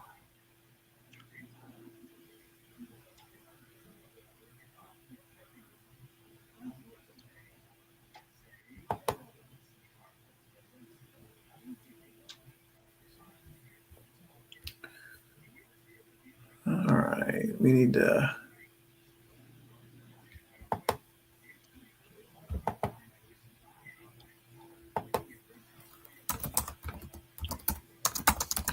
Sad Boys coverage of Monday Night Football. It's halftime. I'm checking in with the family as they cover Monday. Okay, we just got to make that bigger. Make it pop a little bit.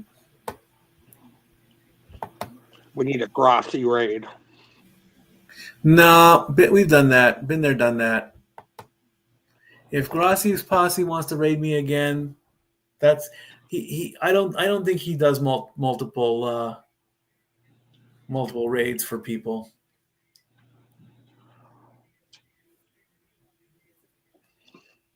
I appreciate that happened, but it's not. I'm good with it. I still want to give him his flowers and say thank you, but it's not the end of the world anymore. All right, Jordan Love first.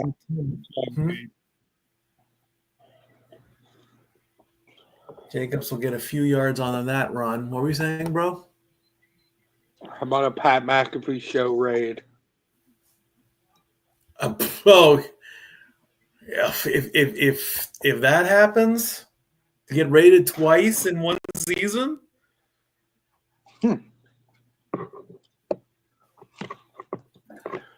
Stat boy for ESPN. No, they already had a stat boy. That's why I'm Stat Boy Mike. They already had one. Besides, Stephen A would rip me to shreds.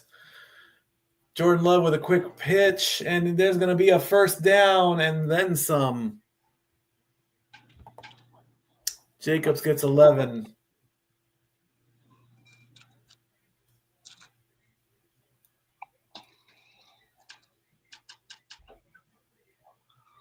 Everybody needs somebody. Everybody needs somebody sometime. Batman needed Robin. Stephen A needs Mikey. Nah. Stephen A don't need me. He's got Shay and all the crew on First Take. He's got his own. He's good. 1st and 10 coming up. Love's going to hand the ball off, and Jacobs goes nowhere. It's another 3 yards.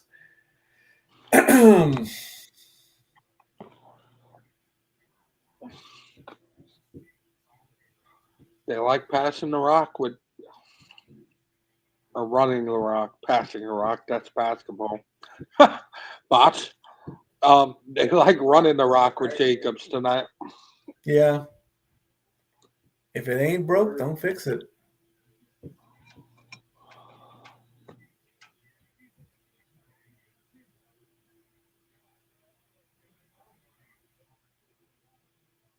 There goes another one. Jacobs is going to get a loss, though, on that one. Loss of only a yard. It's going to be 3rd down. It's going to make it 3rd and 8. This might be with 10 minutes to go in the half, I want to break this jinx. I think this might be the first Monday Night Football game, if the game stays this way, where nobody scores. Packers are 0-3 on third down tonight. They better not make it 0-4. 0-4. They got the 6 yards, but I mean, come on. I mean, what's going on? What is this, a chess match? Or nobody's 4th and 2? Go for it. We're going to have a 0-0 tie. Oh, God, no. Come on.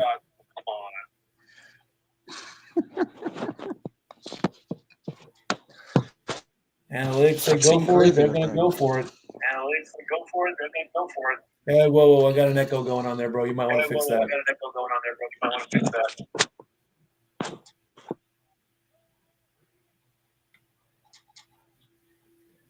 Timeout. Hang tight.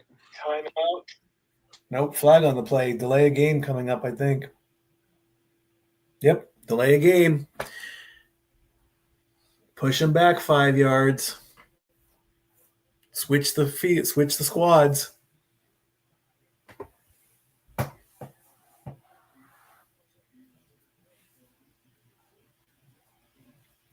So at 8:52, kicking squad's coming out.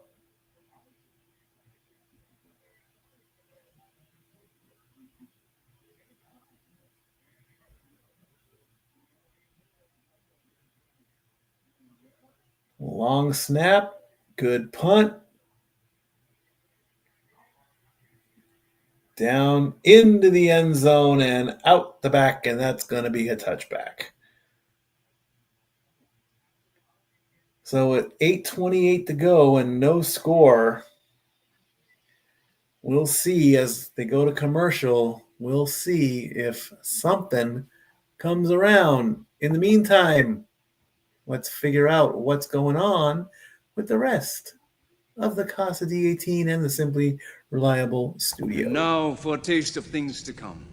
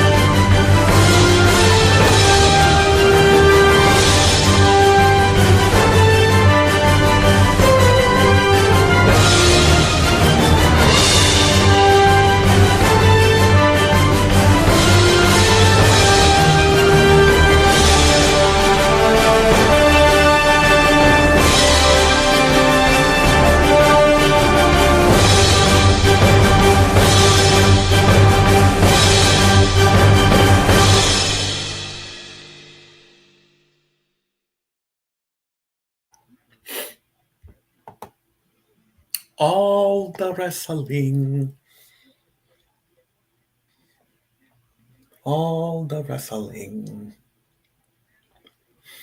All the wrestling. All the wrestling. All the wrestling. All the NBA. All the sports. Magic and Knicks on Wednesday. Lakers at Thunder at 9:30 p.m. Eastern.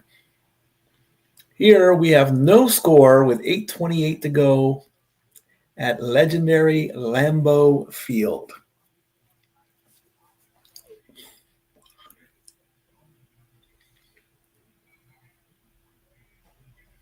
$85 yards for the Eagles, 48 yards for the Packers. Eagles have the ball on their 20-yard line.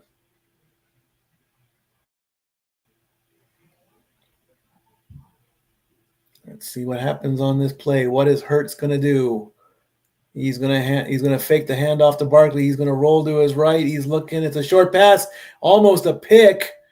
Came very, very close. It looked like one of the Packers. All they had to do was just hold their arms out, and that would have been a pick. Instead, Dallas Goedert gets 8 yards, his first catch of the day.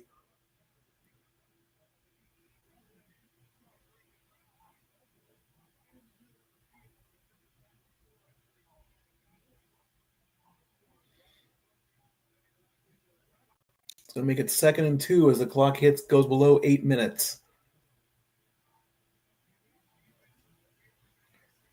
Jalen with the ball for a very long time, throws, and that pass is incomplete. Goddard again was the intended target.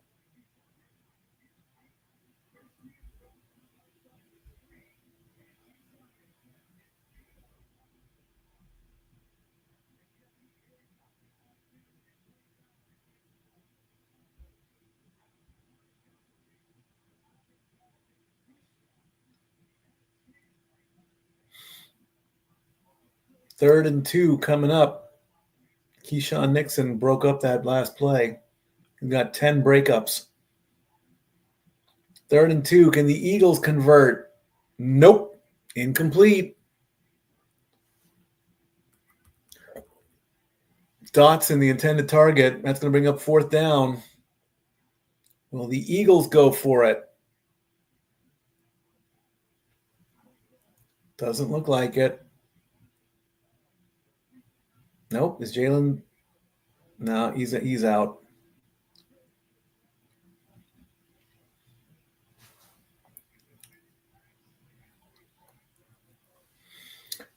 Eagles are going to punt. Let's see what Dubs does on this return.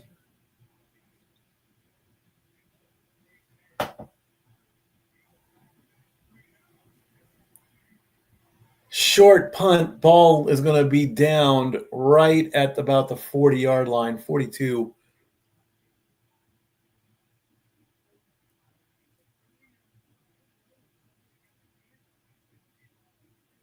That was real short for a punt.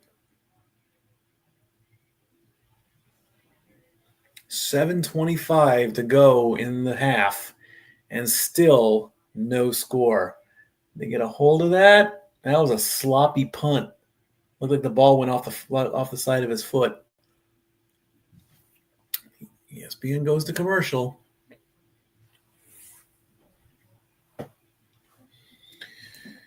I will be checking in with the family at halftime.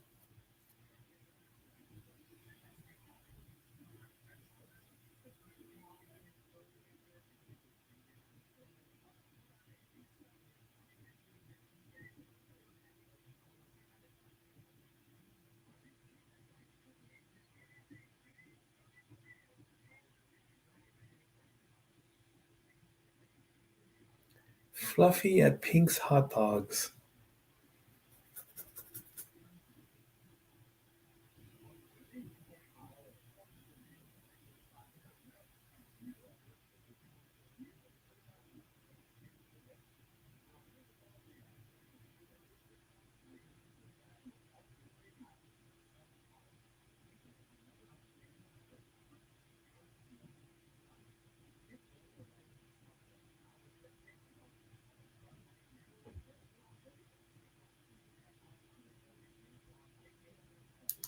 Wow, the things I see on social media.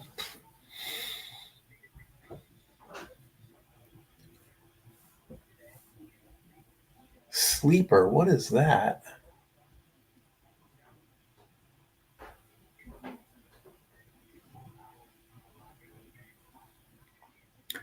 Who knows? I don't.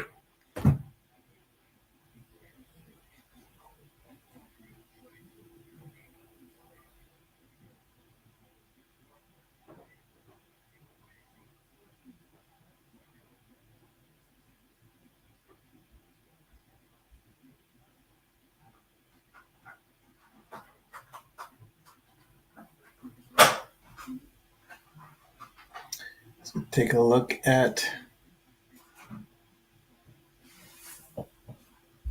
the Wells Fargo Visa card. Be a 2%er.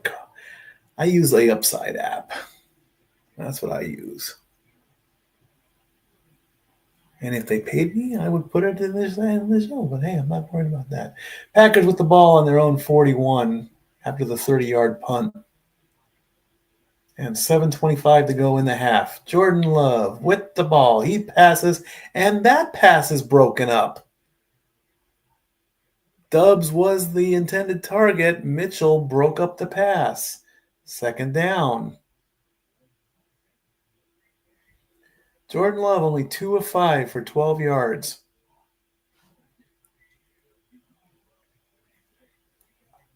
Two of 5 for 12 yards.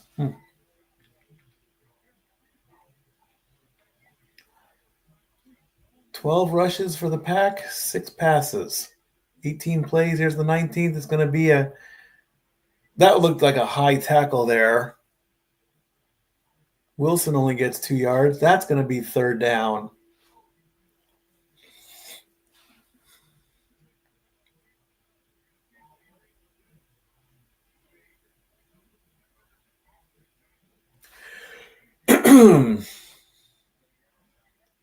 Packers lead the league in third down conversions, but they're 0 for 4 tonight. And now it's 0 for 5. Ball gets batted down. That's an incomplete pass. What is going on? Bizarro Land 10 weeks in a row? I mean, come on.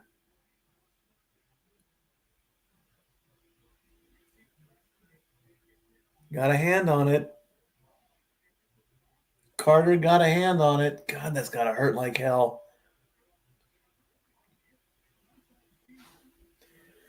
Back and forth, and nobody going anywhere.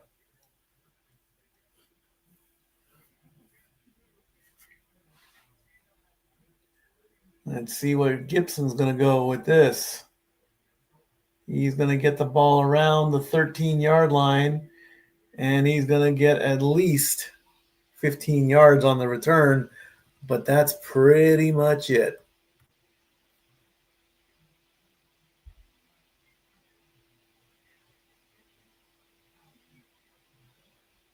Look at all the Pack fans showing those Green Bay brewskis.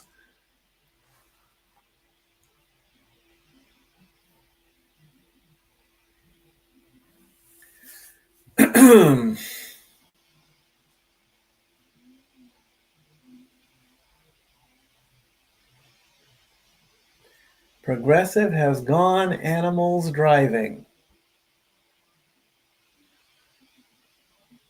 They turned Flo into a llama. Why?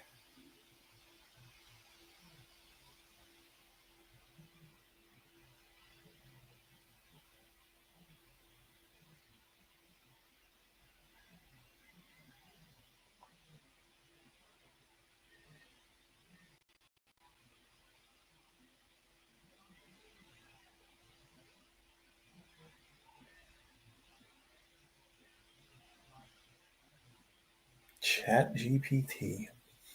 I know nothing about that.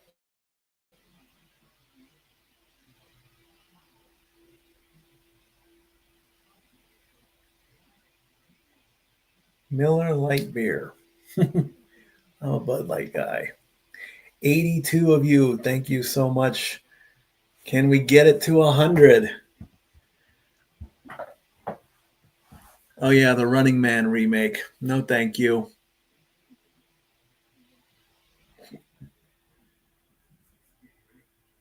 No, thank you. No way. The original was corny.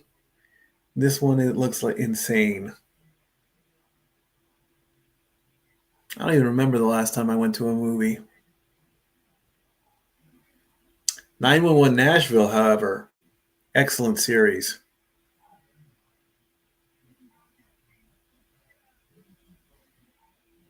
Great to see Chris O'Donnell back on the air. All right. There's that fumble from earlier.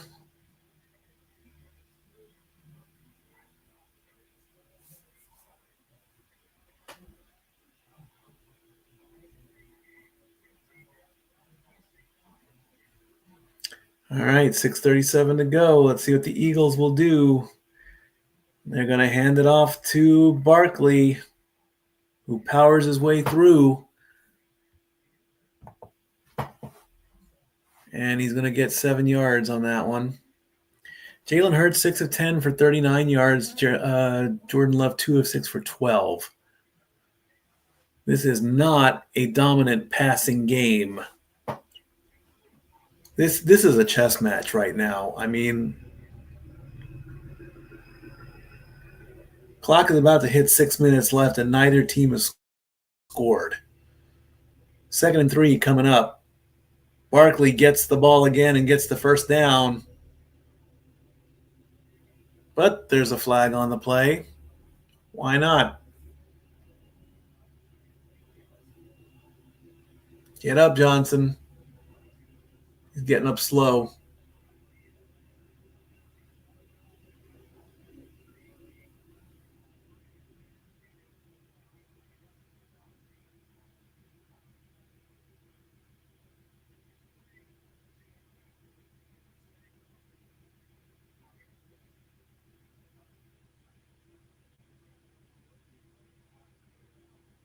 Shoulder to knee, it looks like.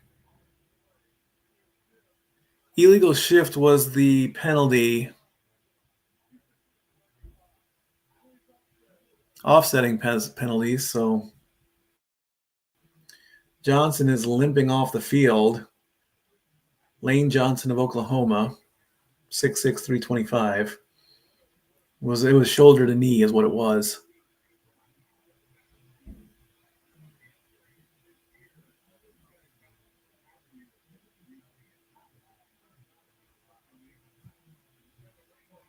Illegal shift against Philadelphia, holding against Green Bay. They offset. 2nd and 3 coming up. 5:54 to go in the half.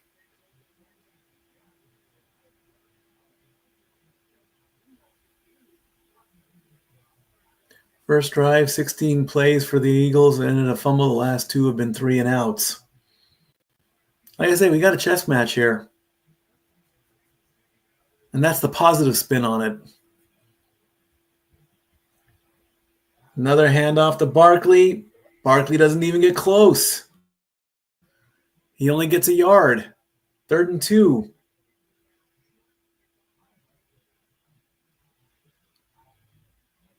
He had that opening, that one play. Defense is getting better.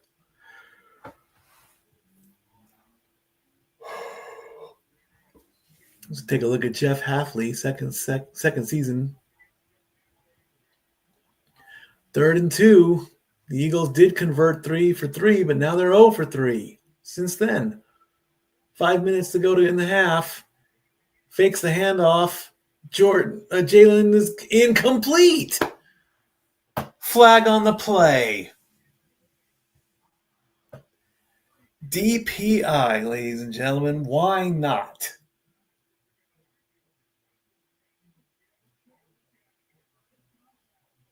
Contact before the ball gets there, but come on, the ball was too high.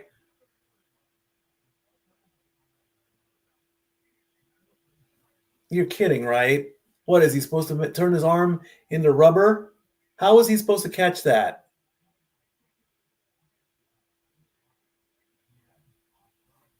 Are you serious right now? Come on.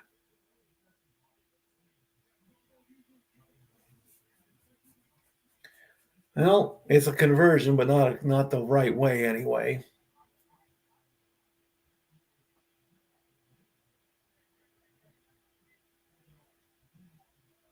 Five on the play clock. Now, come on.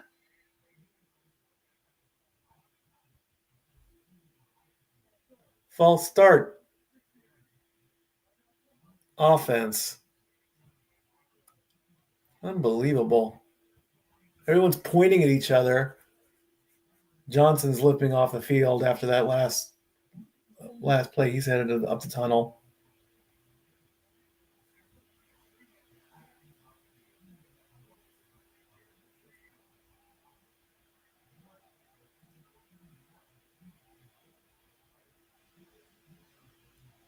First and 15 after the false start penalty. And it's a handoff to Barkley. He's going to run to his right. He's going to get the first down and then some. He runs out of bounds, but there's another flag on the play.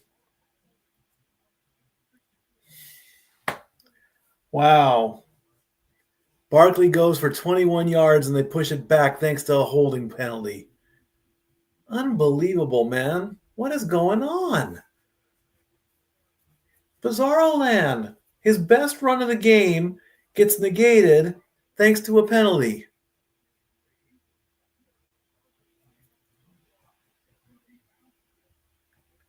First and 25.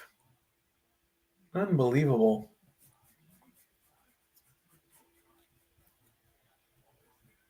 I am fairly certain that this might be, unless something big happens.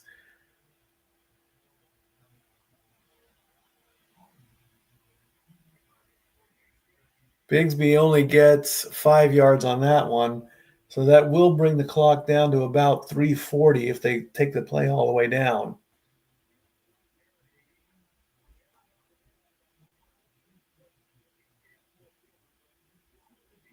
I can see the family. How's the game? Nothing. Nothing has happened. Can you cram a whole football game into a second half? I had so much expectations for this.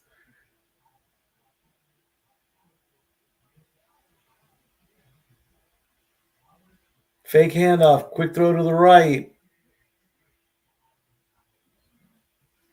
Smith gets 9. Make it 3rd and 11. Clock will hit 3 minutes.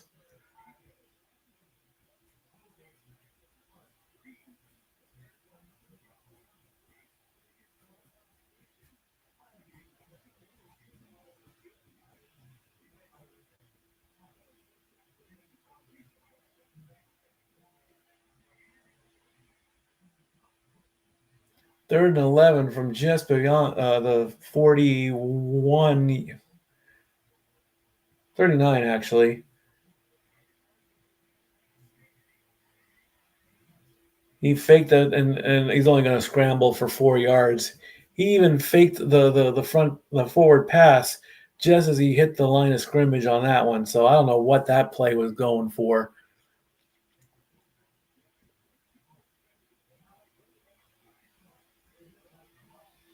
It's going to make it 4th and 7.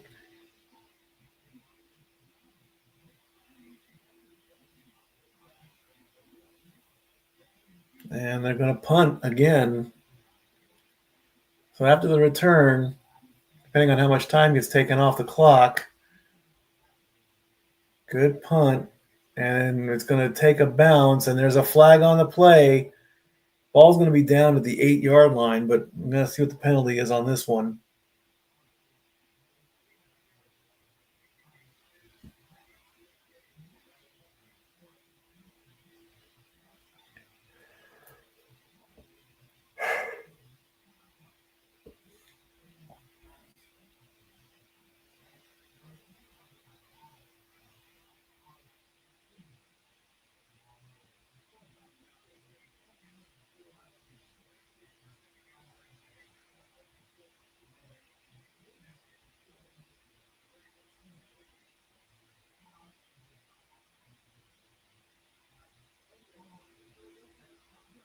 Holding against the Eagles.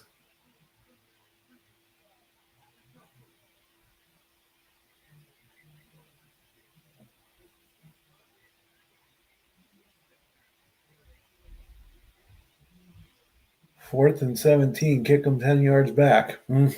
Why?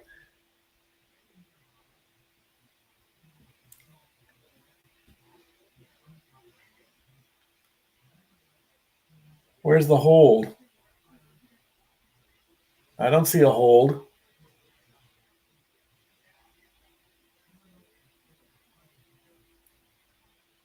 I don't see a hold on that one. All right, so they're going to punt again. I don't see the point in it. Low snap, punts away. That's going to go to, that's going to bounce short, gets picked up at the 25, 30, spinning around and down.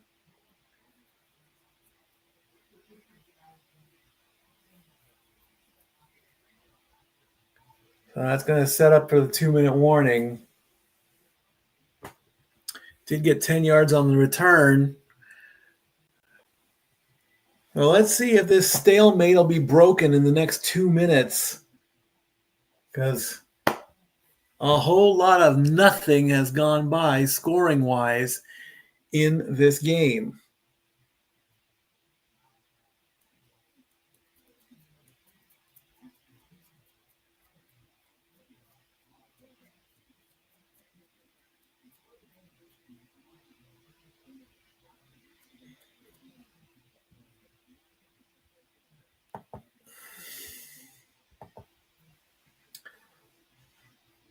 $82 of you watching. Thank you so much again. Second half of the season. Only get to officially do this weeks 11 through 17. So 7 more weeks. Then we'll figure out what we're doing for the playoffs. And then for certain, the Super Bowl. Just want to get through the holidays first.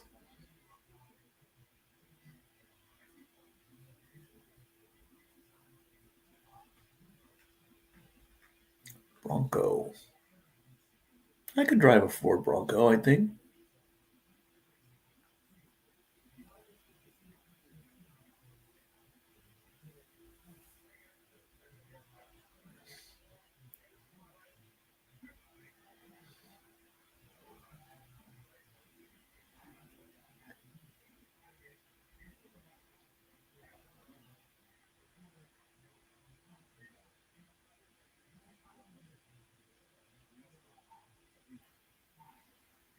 Aubrey's. Good food.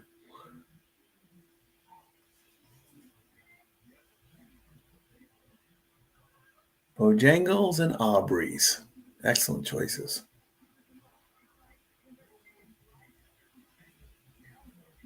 Peach honey pepper salt. No thanks.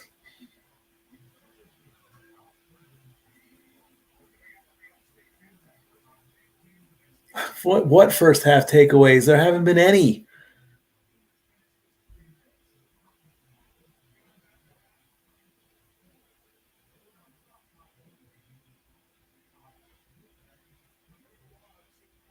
All right, let's see what's going to happen in the last 154. Jordan Love. It's love right now. He's going to fake the handoff and give a short pass and gets pushed out of bounds. Gets shoved out of bounds, really. As Musgrave got the catch. 1:48 to go on the clock.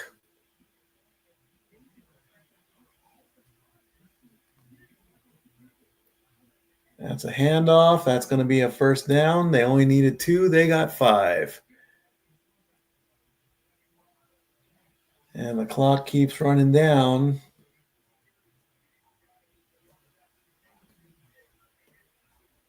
$90 seconds to go. Getting close to field goal range. Love is going to give another short pass to Jacobs. That's another 5. Clock running down. 1:15 to go.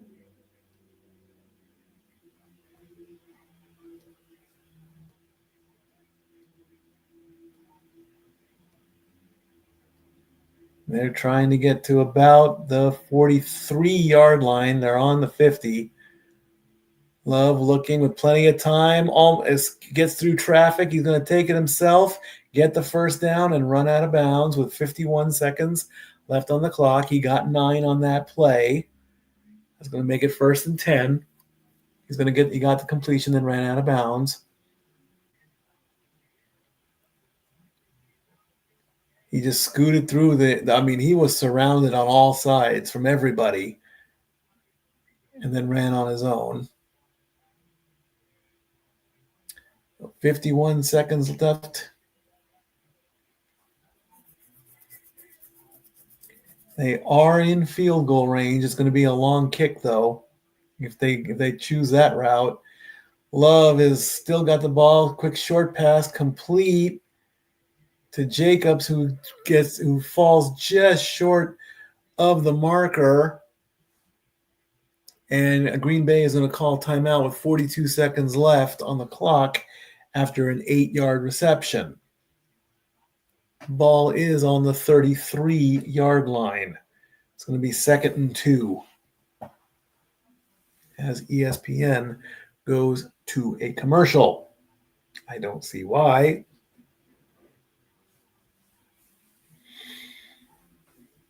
It's always the commercials.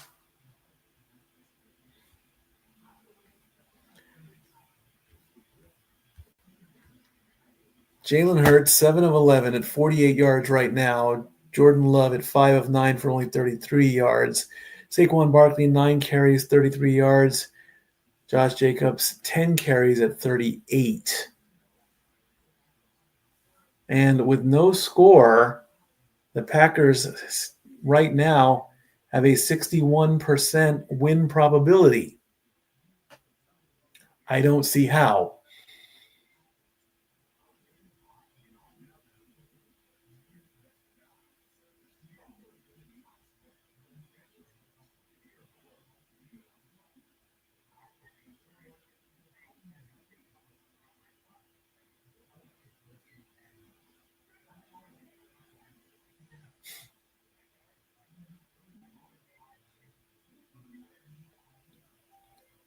Ding, ding, ding.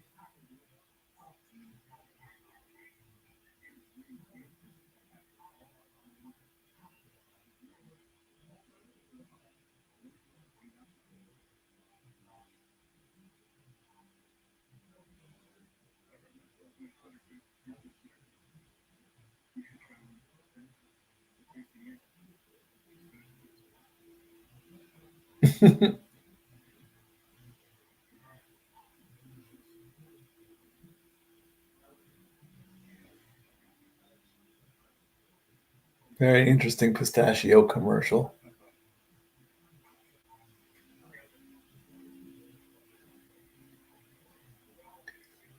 Lane Johnson, who got injured earlier with that helmet to knee.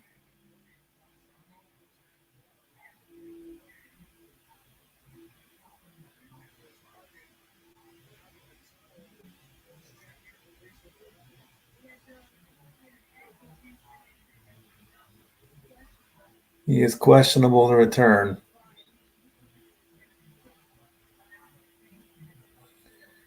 23 or 28-yard line. Nope, 32. Jordan Love gets the first down, gets 5. Clock stops at 38 seconds left. Low catch, too.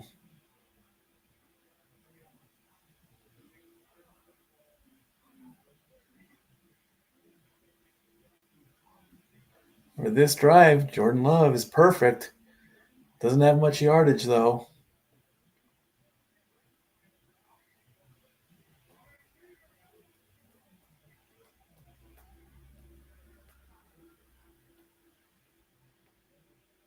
Somebody almost jumped the gun. They got to get the play. They did. Love with plenty of time, and he's going to get swallowed up and got tackled just at the line of scrimmage.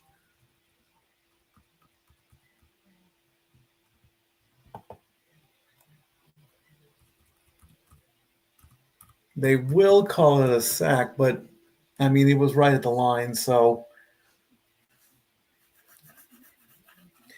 And the Packers are going to call timeout, I believe.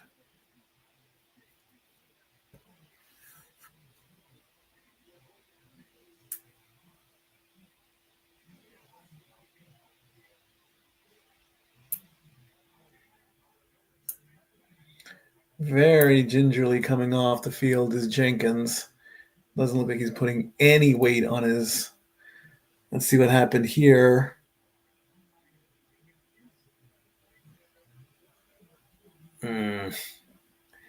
He landed on top of somebody there. So he's going to be taken off the field.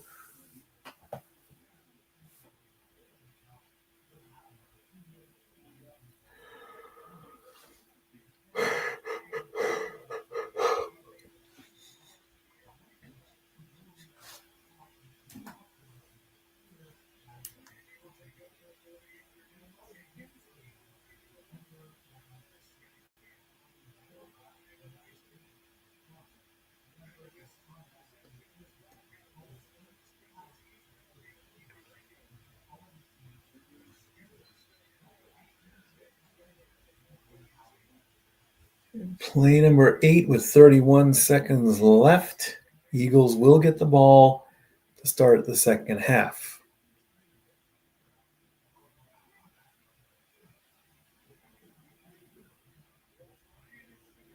Jordan back, and that's going to be it. The ball. Oh, what are they going to call that? Is that a fumble or a pass? It's hard to tell.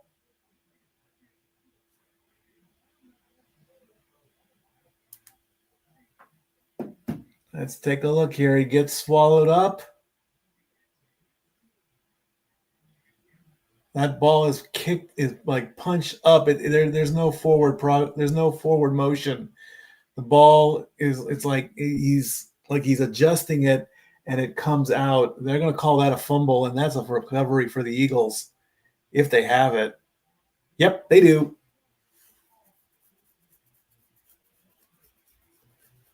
There was no forward motion in the pass. The ball got bumped up, and as Jordan was trying to reach for it, it looked like, it totally bobbled and everything.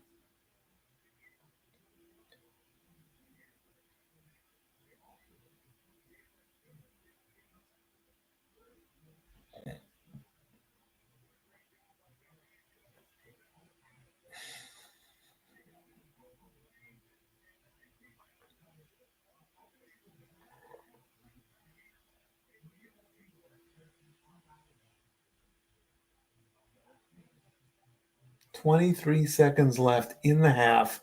No score."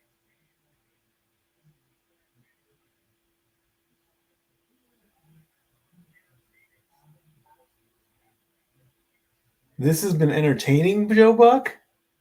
Really? When I watch a football game, I don't want to. Uh-oh. They're carting somebody off the field there. 23 seconds left. Eagles have all 3 timeouts. Jalen is going to scramble a bit. He's got some trouble, but he's going to get at least 4 yards. Take the clock down to 16 seconds.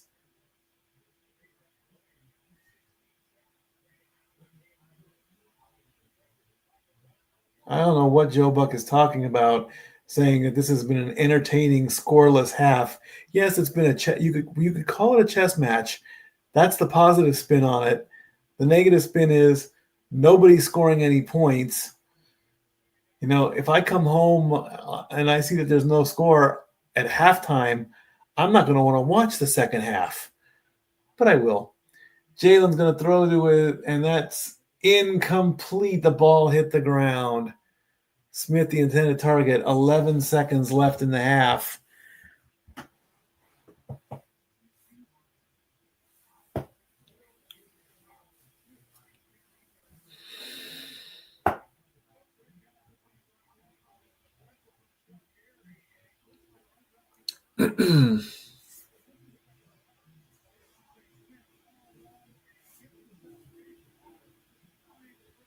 Well, the ball didn't hit the ground. It just bounced off his chest. 3rd and 6 coming up.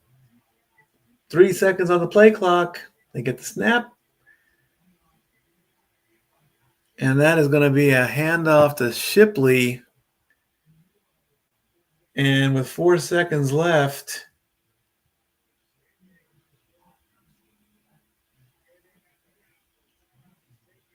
Green Bay calls timeout. I don't know why. Green Bay uses its last timeout.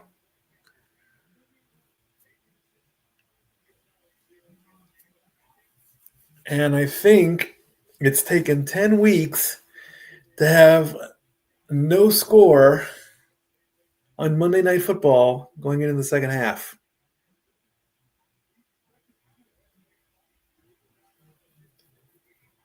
Well, Troy Aikman just said we expected a heavyweight fight. He's half right. I expected a high-scoring game, and instead I'm getting the opposite. Hey, it happens.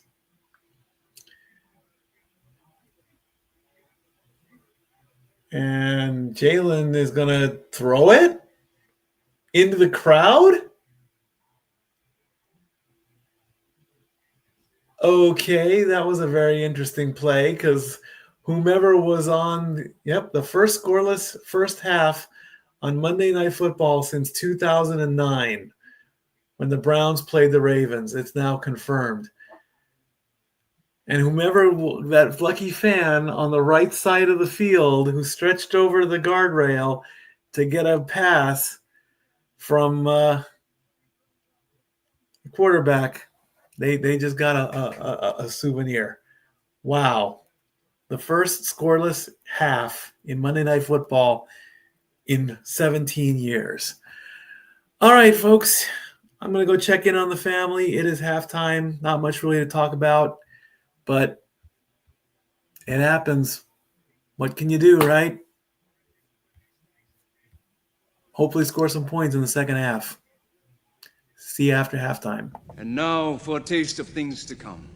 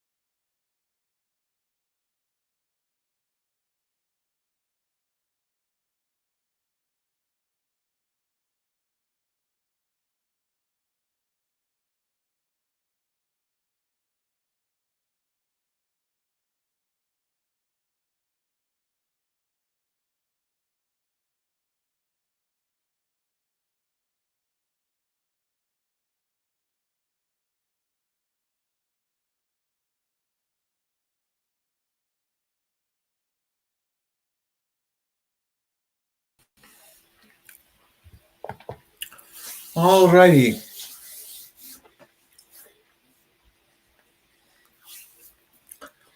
Not much to report here, as there's no score. The first scoreless game in Monday Night Football history in 16 years. Great way to start off the second half of the season. Is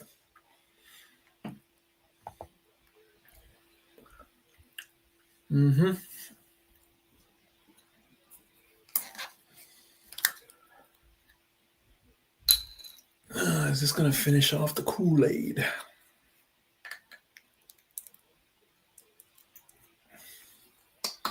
I'm so desperate to hang on to my youth that I still drink Kool-Aid.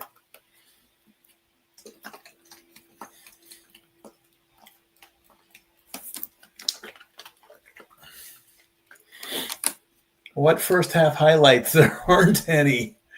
It's all zeros.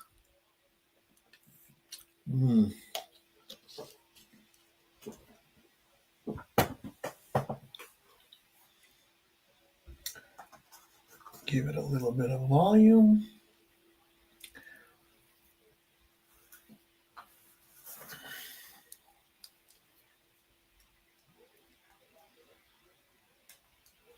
All right. Let's get ready for the second half. Hopefully the second half will be a lot more exciting than the first half.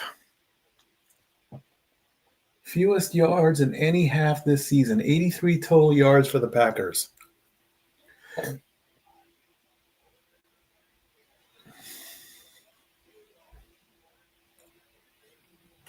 So it's now that I've checked in with the family,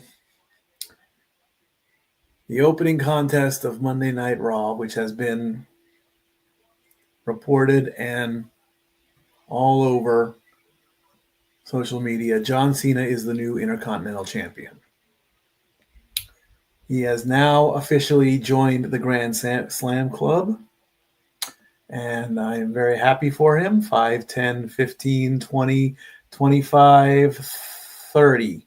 So now, more than likely, the winner of the Time Is Now tournament is going to get a shot at the IC title when John retires in a month from now. So, congratulations, John. I'm glad to put that into your book. And the only reason I didn't immediately report it was, one, it spoiled on social. First play from the Eagles coming up here, 1st and 10. Barkley is going to get at least 6 yards on that one. When I went to look on X at the very start of the game, it said that it was going to happen, and which made me want to think that was it truly live? I really don't know. And then it became official, but now that it's happened, and now that the family has reported on it, the right thing to do was let them call it. So we'll leave it at that. 2nd and 3 coming up. It's a fake handoff, which results into a pass to Goddard, who gets the first down. And he gets 5 yards as the clock hits 14 minutes.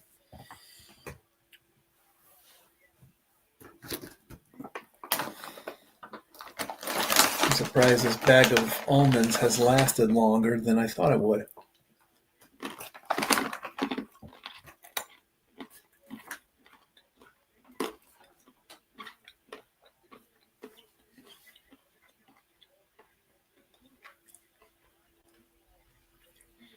From the 41-yard line, 1st and 10, another fake handoff, and Jalen is going to throw, and that's a completion, longest completion of the game, 22 yards to Goddard.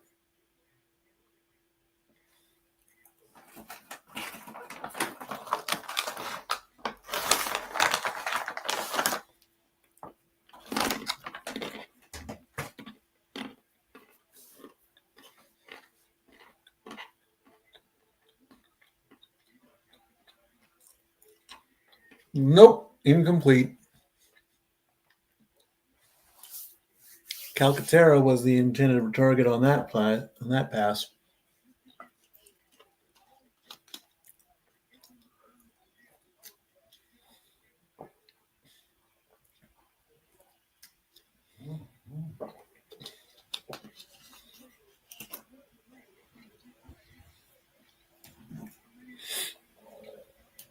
Who's buzzing me? Email?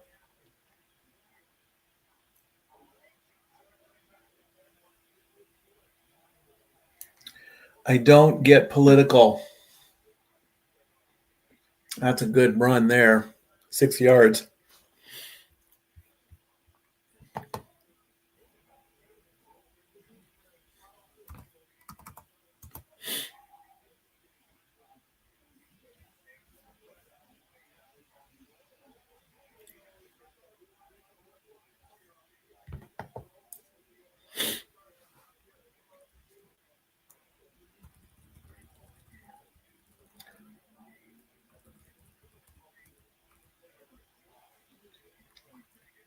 Oh and 5 for the Eagles since starting 3-3 on third down. 3rd and 3.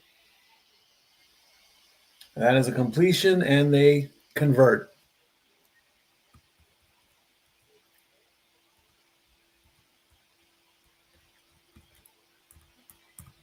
I'm going to break my own rule. I do not get political, but CNN is reporting that the Senate has voted to end the government shutdown. It now goes to the House. It's breaking news. Leave it at that. That's what my phone was going off for. Play number 7 for the Eagles to break this scoreless game. Hurd scrambling, running to his left, and he's going to get about 6 yards. 2nd and 4 coming up.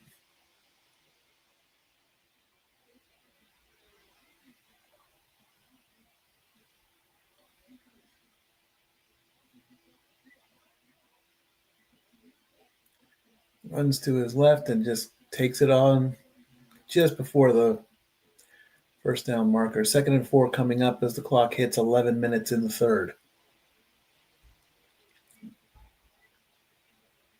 Jalen Hurts getting close to that 100-yard mark. He's 10 of 17 at 83. That's a handoff, and that's a tackle from way behind. Ooh! That looks painful. Bigsby gets taken down, loss of 3. Defense played on that one very well. Looked like a judo throw instead of a tackle.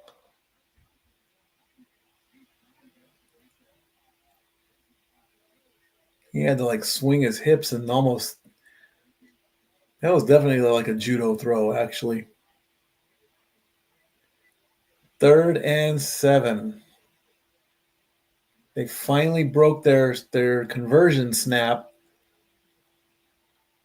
And they're not going to get the playoff, and that's going to push them back 5 yards. That is delay a game. So from 3rd and 7 to 3rd and 12.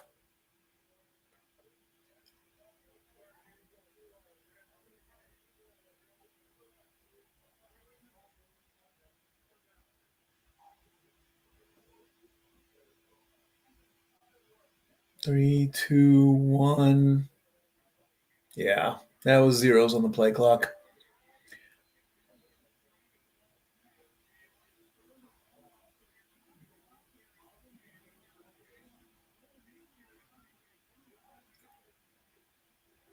Third and 12.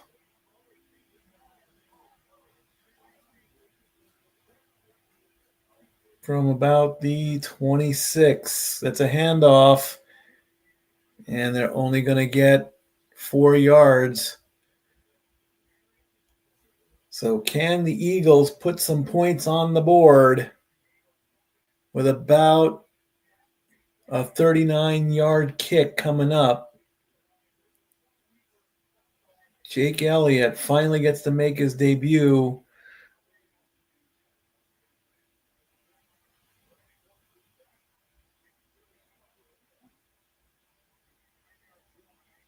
90% succession rate from 30 to 39. So kick is up. And the Eagles finally get some points on the board.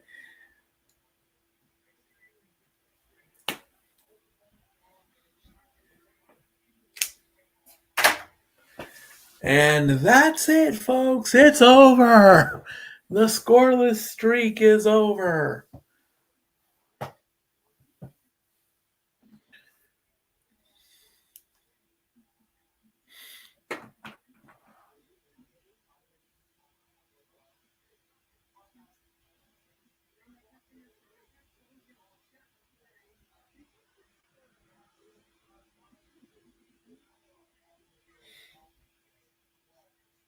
But yeah, I did see a note there on Twitter about what happened on Raw. And I immediately kept my mouth quiet. All right, so we've got GB versus Philly. Oh, no, it's Philly versus.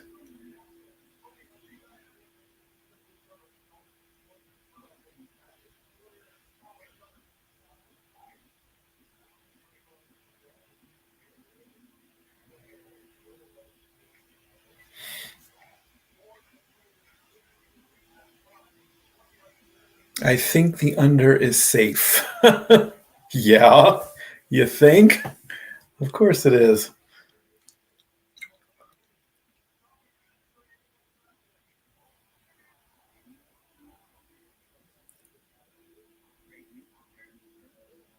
Eagles put points on the board, hang the banner. That's a good one.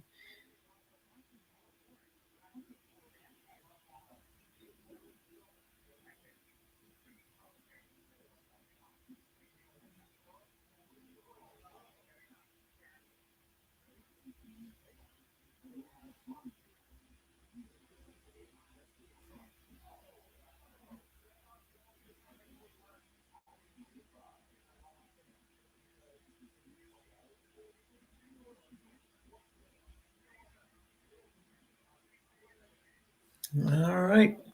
Oklahoma at Alabama, Texas at Georgia. College football.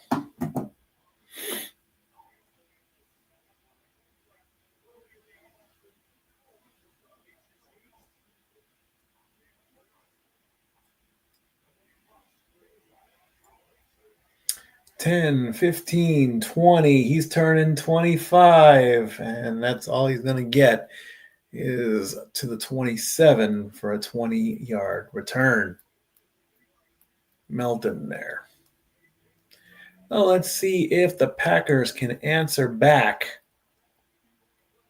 Maybe put up a field goal of their own. Hey, you never know.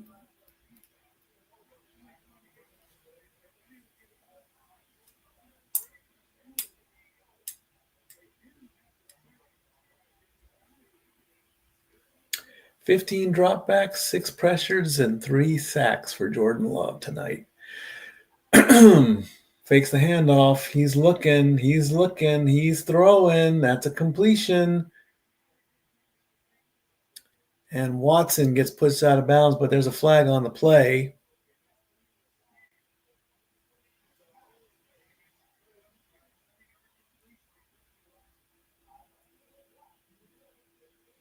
Front of the pass, holding, defense.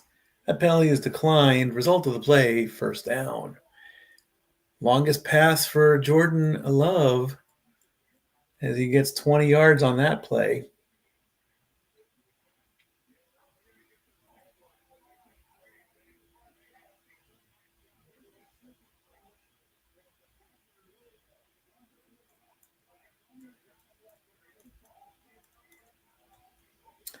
First down for the Pack.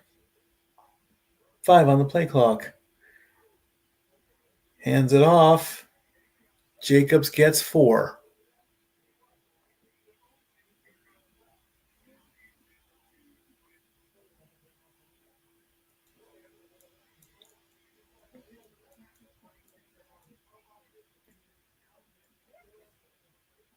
Ankle injury to Elton Jenkins, who got carted off before halftime.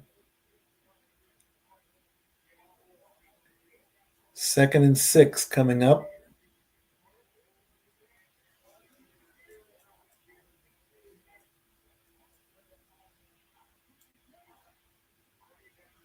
Gets the handoff. Oh, and Jacobs only gets a couple more yards. 3 max.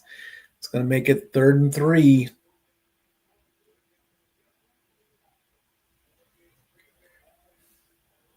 They're down 0 for 5 tonight.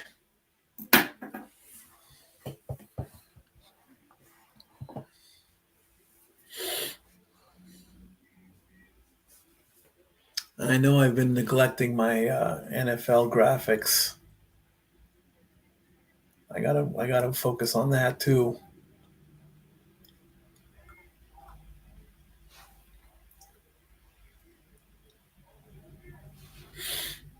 That should have been a delay of game penalty.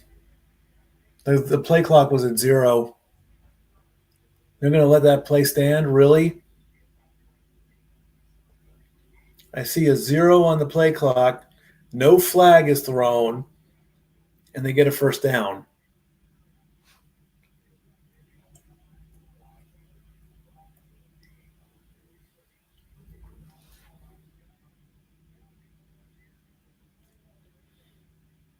Clock down to 6:23. Play clock at 10. First down, Green Bay. Handoff and tackled behind the line of scrimmage. Loss of 4. Hunt again.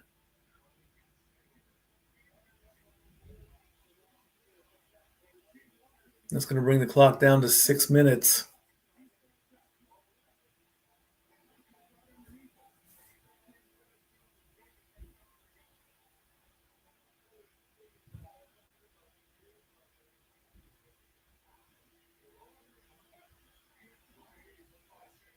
Second and 14.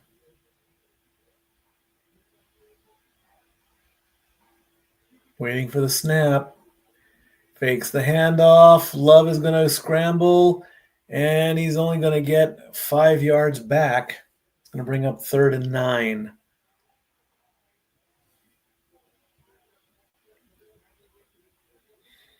That should bring the clock down to 5 minutes.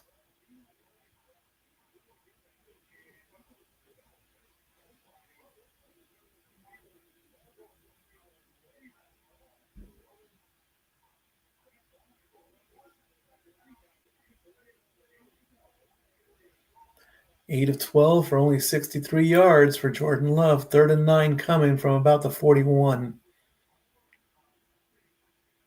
High snap. He's looking downfield. That's a throw, and that is incomplete. Dubs had his hand on it for a brief second before the ball didn't even stay in his hands. That's going to bring up 4th down, and it looks like the Pack is going to punt away.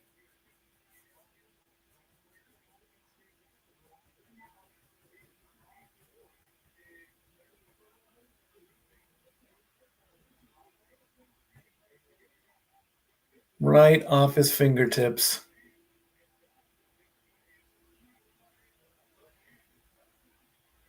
And they're going for it on 4th and 9? What are you thinking? I'll be damned. See, incomplete. Yeah. I thought he had that too. I thought I would have eaten the biggest piece of crow in that entire sequence there. Right off of his chest. Blankenship makes the play. Turnover on downs.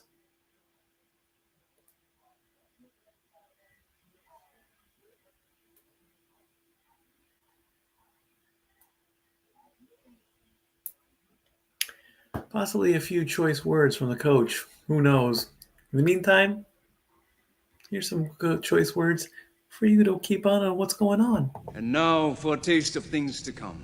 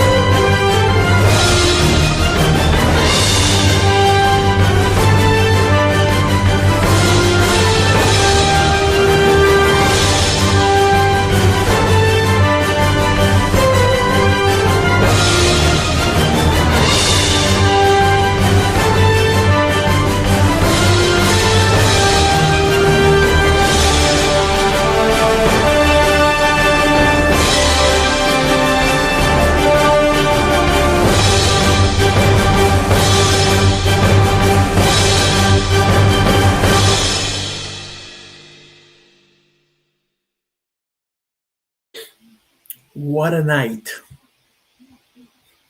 John Cena wins the Intercontinental Champion. The government's going to be reopening once it passes the House.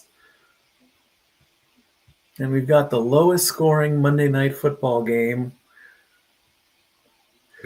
in a long time.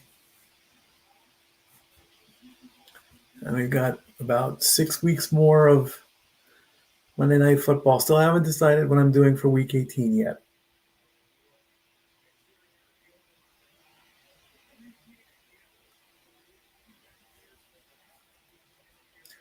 .442 left to go in the third as the Eagles have the ball.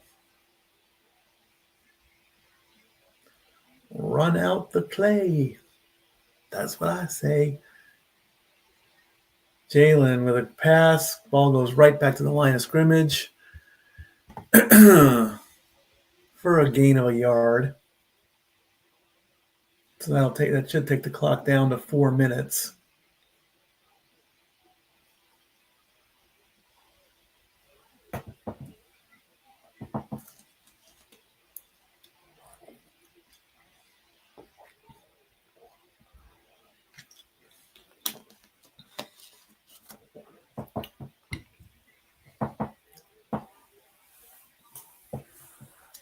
Handoff, and they got Barkley on that one. Loss of 6. As Wyatt. That's going to make it 3rd and 15. Barkley is running to his left, and he gets wrapped up as soon as he touches the ball. Give that guy a bonus. Wouldn't it be great if football players got paid for their performances and not for their contracts? Hurts had to get rid of that one really quickly from behind, and we're going to get 6 yards to Shipley. That's going to bring up 4th down. I've said that before, I think, in passing to a lot of people. Wow, Hulk Hogan and Green Bay combined by that one fan. Pretty cool. It should be like, for every pass you complete, I'll give you $1,000. For every touchdown, I'll give you $2,500. For every field goal, $750. Why not? Same thing in baseball. For every strikeout, $500. That ball is going to go into the end zone and out the back. That's going to be a touchback.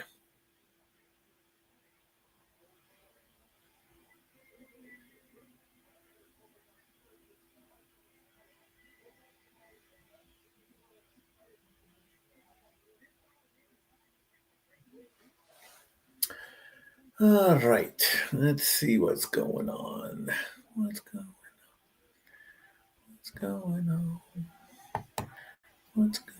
on? The Cavaliers and the Heat are in overtime. The Spurs are holding on to a 3-point lead over the Bulls with 27 seconds left to go in that game. Mavericks are beating the Bucks by 10. At halftime, the Suns are beating the Pelicans. The Jazz are holding a 2-point lead over the Timberwolves at halftime. And just in 15 minutes, the Clippers and Hawks will start the last basketball game of the day. The Lakers did defeat the Hornets 121-111. The Pistons beat the Wizards in overtime by a basket, 137-135. The Magic beat the Trailblazers thanks to Desmond Bane getting a 3-point buzzer beater as the Magic beat the Trailblazers 115-112.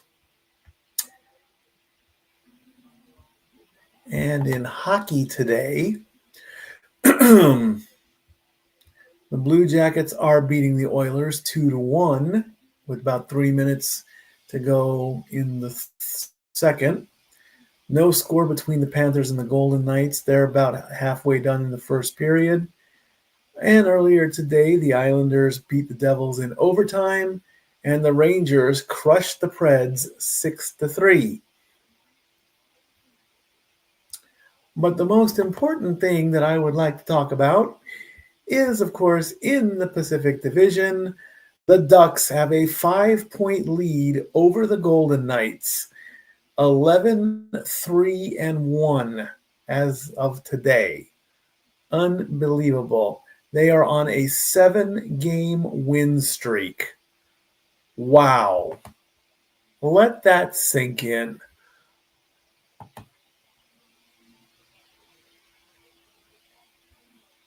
And it all started against the defending champions, the Panthers. Then they beat the Red Wings. Then they beat the Devils. Then they beat the Panthers again. Holy cow. They've beaten the Panthers twice.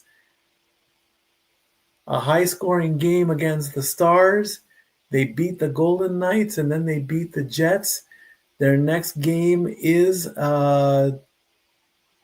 tomorrow night against the Avalanche as they look to go 8 in a row.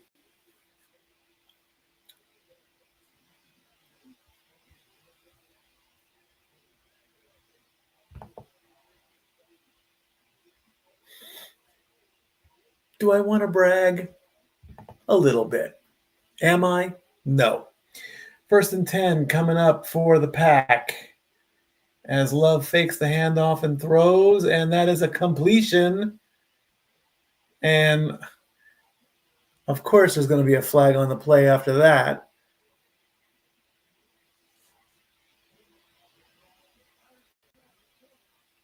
Holding against the defense, penalty declined. 1st down. 20-yard pass for Love.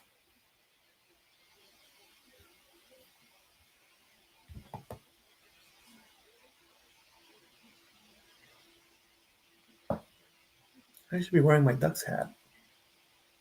I think I need a new Ducks hat too.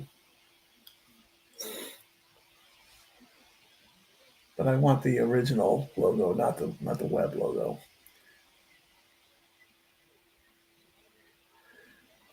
Clock getting close to a minute left.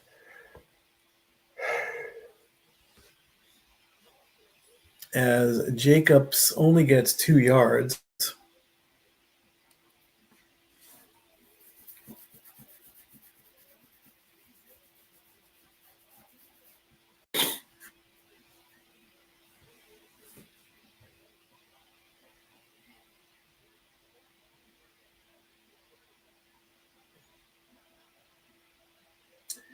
"45 seconds." So they'll get definitely one more play off before we go to the 4th.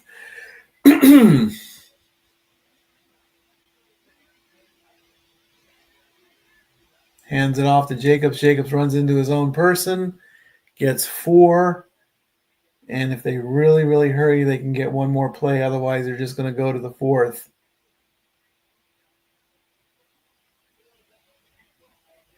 Third and 4 coming up.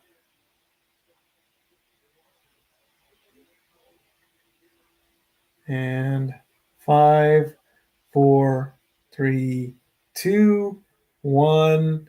End of the 3rd.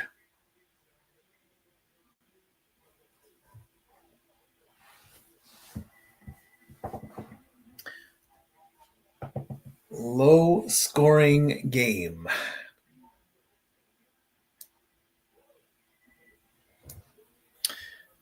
Now, prior to that,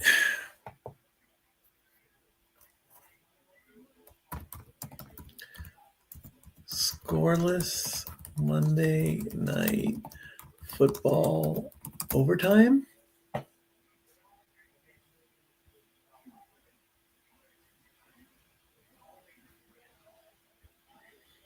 Mm-hmm.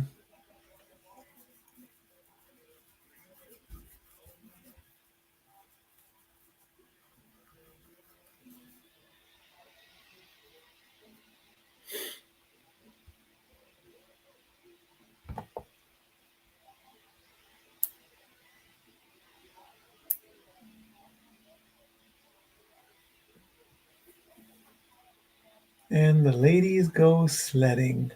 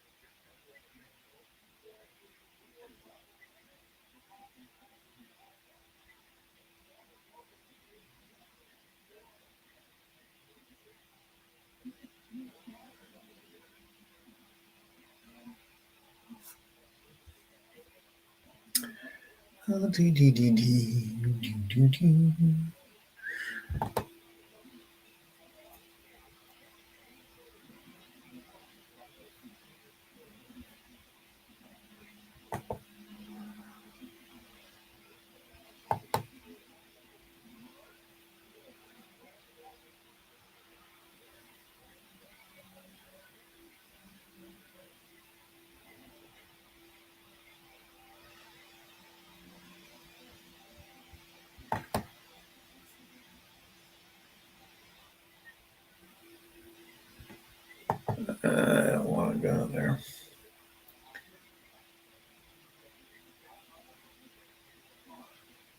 Kentucky versus Louisville, Creighton versus Gonzaga on college basketball. All right, fourth quarter getting underway in a very, other than being 0-0, this is pretty much as low as you can go. Any lower, it's one of those rarity things. What's Jordan Love going to do first in the fourth? He's going to throw. It's going to be complete. And they're going to give him forward progress and the first down.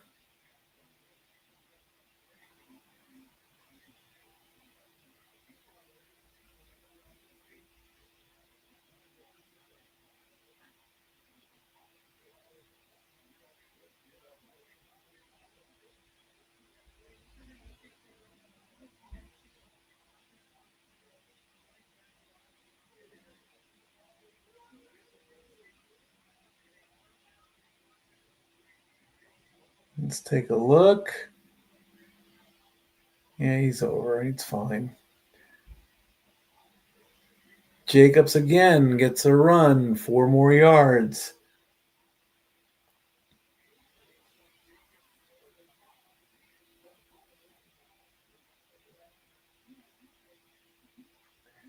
Ooh, that's nasty. Look at that cut.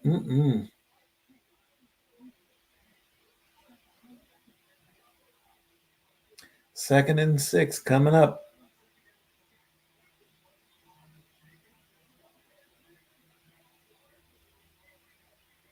From right about the 40. Looked like they almost moved. Jordan's going to fake the handoff, but there's a flag on the play, so it is a catch. We're going to see what the penalty is. This might be coming back.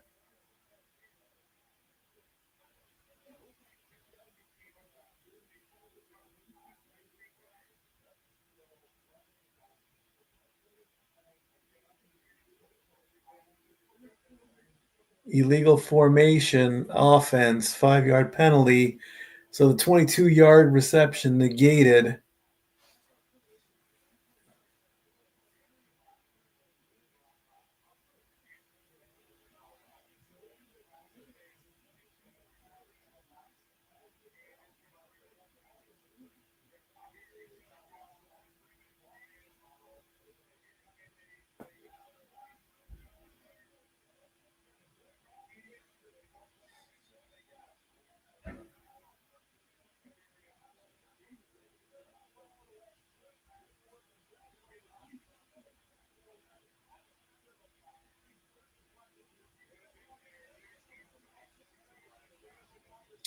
Well, after the penalty, Jordan Love, 10 of 16 for 87 yards, right at the 40-yard line. Second and 11. He's going to fake the handoff again and throw, and incomplete as Dubs goes right through his fingers.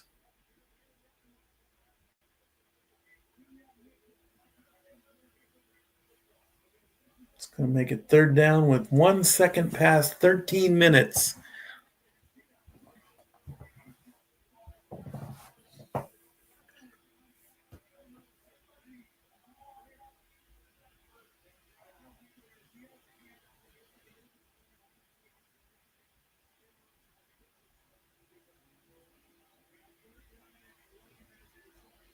5 seconds on the play clock. Can they get this play?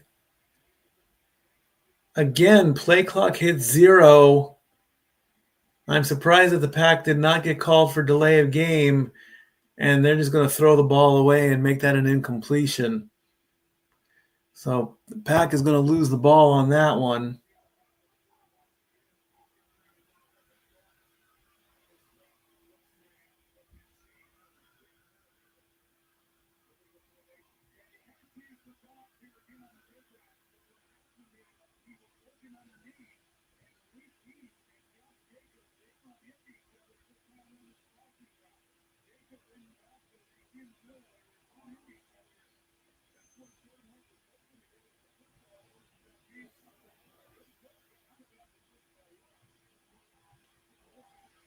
Punt is away.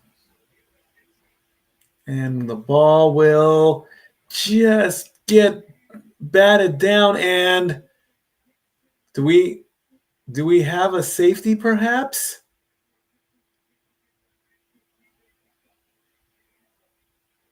The ball looked like it touched into the end zone and then they batted it out. Do we have a safety?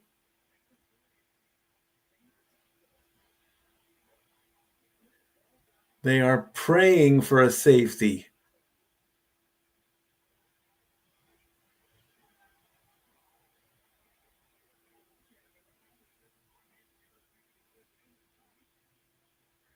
Ball's bouncing.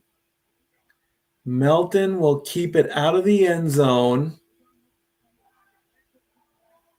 His hand is over the line. His toe is on the line as he bats it out.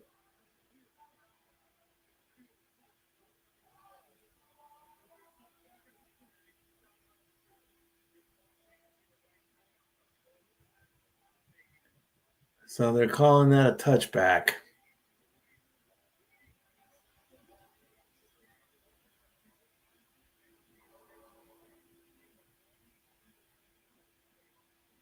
And then there was the pickup. And they tried to do the tackle in the end zone, but didn't go.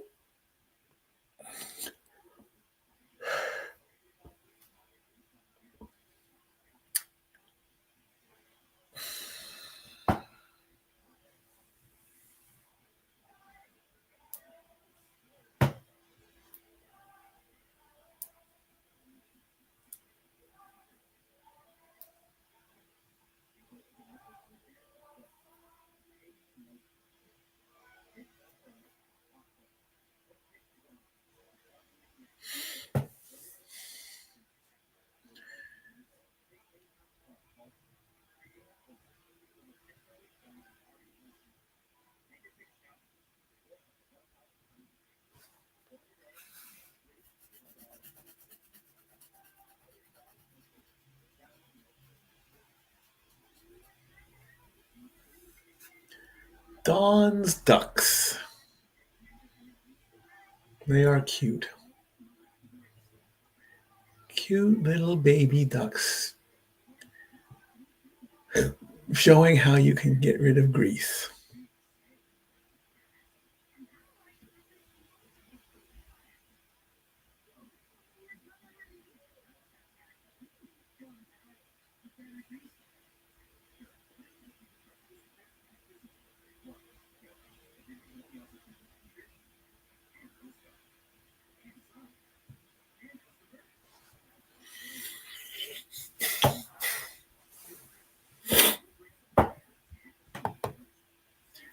$84. Thank you again for everyone for watching and sticking along. 12:46 to go in the game. A.J. Brown this season, career low, 56.4 yards.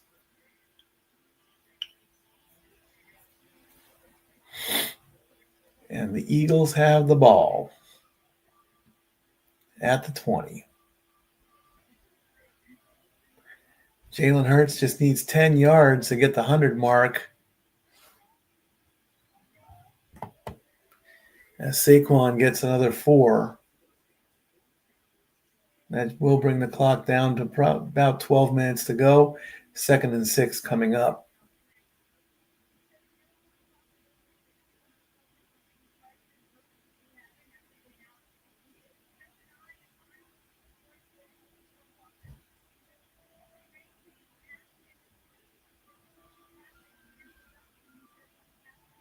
Eagles 2nd and 6. Hurts with a toss to Barkley. Barkley really goes nowhere. Gets ran out of bounds for a loss of a yard as the clock hits 12 minutes.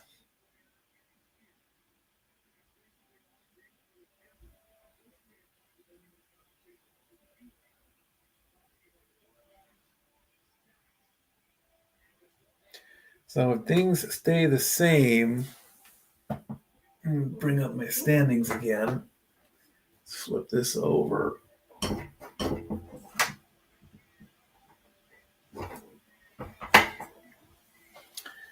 We know it's 3-0. 3rd and 7. Jalen's going to throw, complete. And Barkley is off to the races as Barkley helps Jalen get 41 yards. Biggest completion of the game. And that's going to put Jalen well over the centennial mark. He's going to run to the left. He's going to spin. And then he's off to the races. Nice spin move. Well done. Longest completion of the night for the Eagles.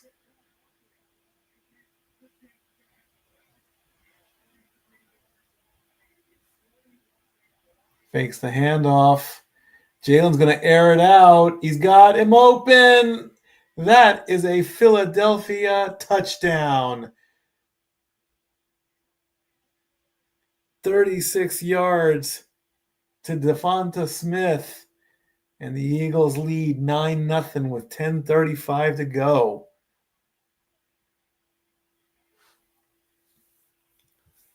So if things stay the same now, the Eagles are going to improve to 7-2. And the Pack is going to fall to 5-3-1, which might put the Lions and the Bears, if 6-3, as the extra point is good, if 6-3 is better than 5-2-1 mathematically, personally it is, in my opinion. 6 wins is better than 5 wins, but of course the tie is always the problematic one. So that could put the Browns, well, the Browns and the Lions would still be in the wild card positions. At the Pack would probably move down to the 7th spot if they don't come back anytime soon. But there's still 7 weeks to play. Maybe over on this side, I'll put the playoff stuff. And then, of course, we're getting closer and closer to the first eliminations teams. And right now, it's going to be the residential home team Titans, who are 1-8.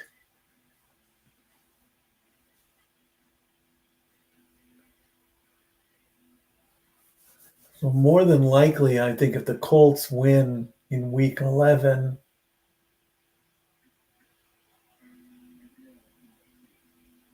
they could be disastrous for the Titans. I got to find my that one person that he does the eliminations. Week 11, I think Colts win, Titans lose. I'll put the Colts at 9-2 and 1-9, and that would be enough to eliminate the Titans from at least the AFC South.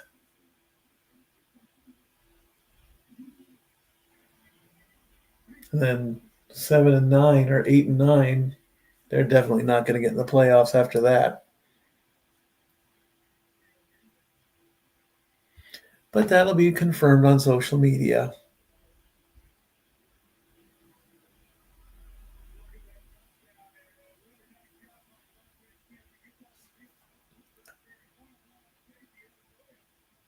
Right there, jumps in the air, brings it into the end zone for a touchdown.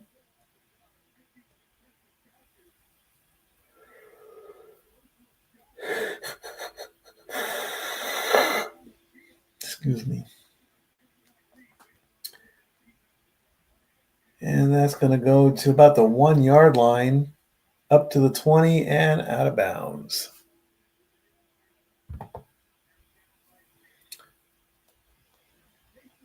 "24 yards on the return. 86 people watching.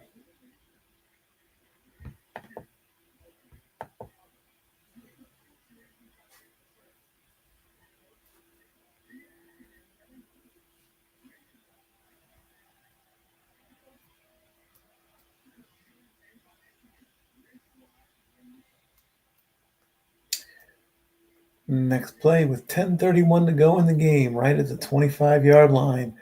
Love hands off to Jacobs. Jacobs goes down.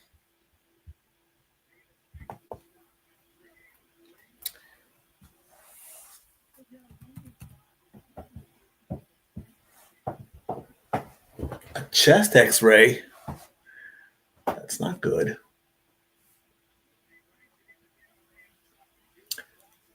Love is going to throw and complete as he gets an 11-yard pass to Melton for the first down. Clock now below 10 minutes.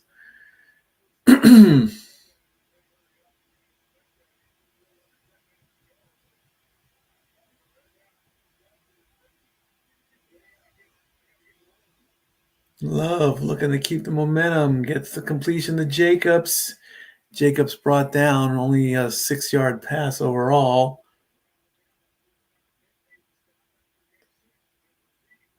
Second and 4 coming.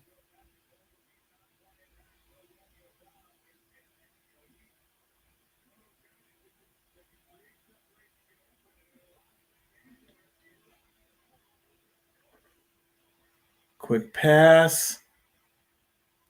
Williams only gets a couple yards. And the clock is now at 9 minutes. It's 3rd and 2.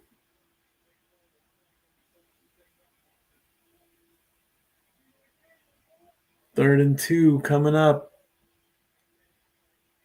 2 of 9 on 3rd down.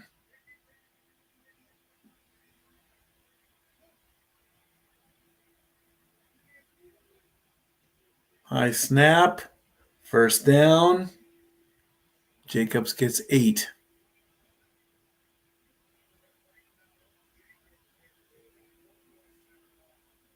They hurry. They can get the next playoff before the clock hits 8 minutes.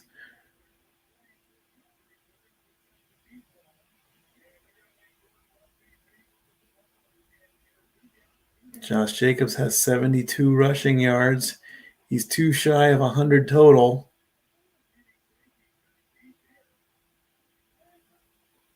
Love again with it. Looking to his left and throws. Gets the completion. Unfortunately, Wilson was falling down the entire time. 2-yard pass, 2nd and 8 coming up, just past midfield. Jordan Love is now past the centennial mark. He's looking downfield. He's going to throw, and that's out of bounds. That will stop the clock at 7:34. That brings up 3rd and 8.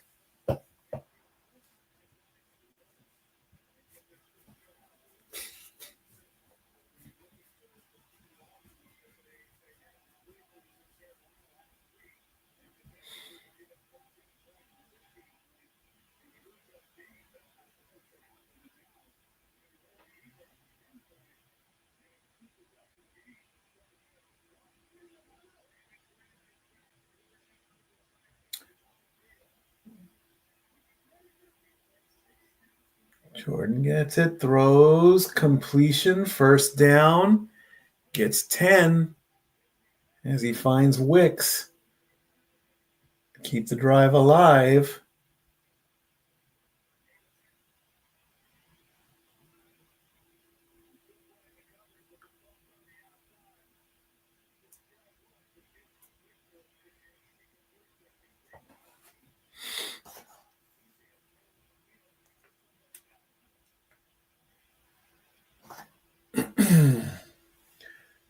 From about the 34. That's a spin, but really didn't go anywhere. Tackled at the line of scrimmage. As the clock now hits 7 minutes. Wow, look at that Eagles mask. 2nd and 10.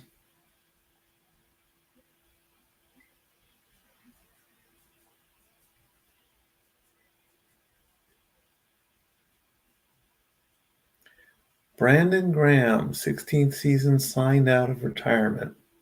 Wow.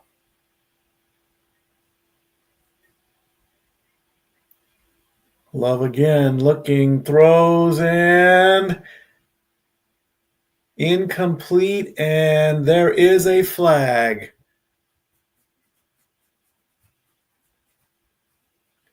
Musgrave, Campbell, DPI, automatic first down. Grabbed him in the stomach, grabbed him in the shoulders.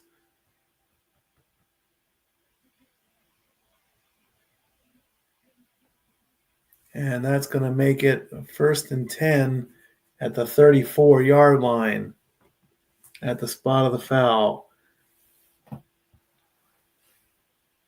6:26 left to go in the game. Trying to get that love magic.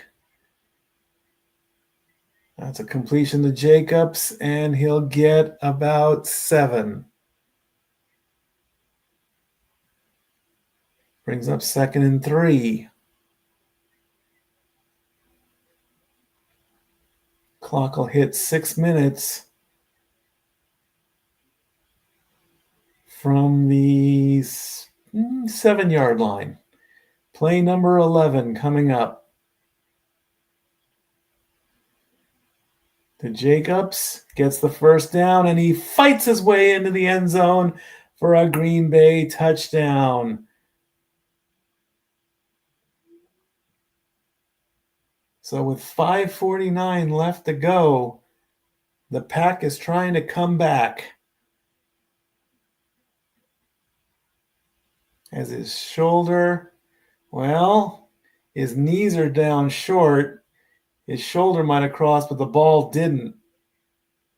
Well, will they give it to him? Yeah, they gave it to him.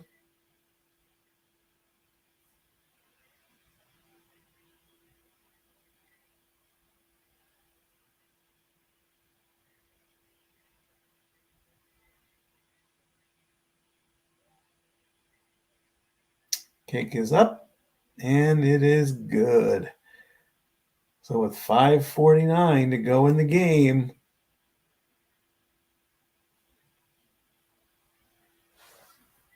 can the defense, can we go back? Oh, there's the Grinch. Oh, well, they showed the Grinch. Well, that's it. Game over. Eagles win.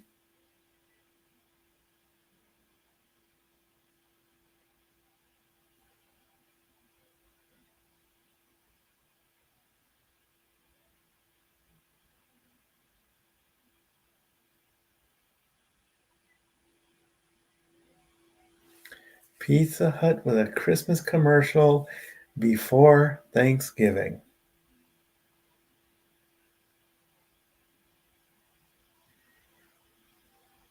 The triple treat box starting at $19.99. Might have to try that. You never know.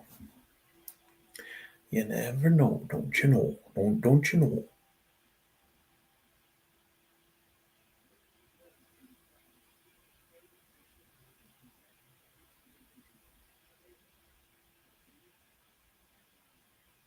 Temperature. Temperature.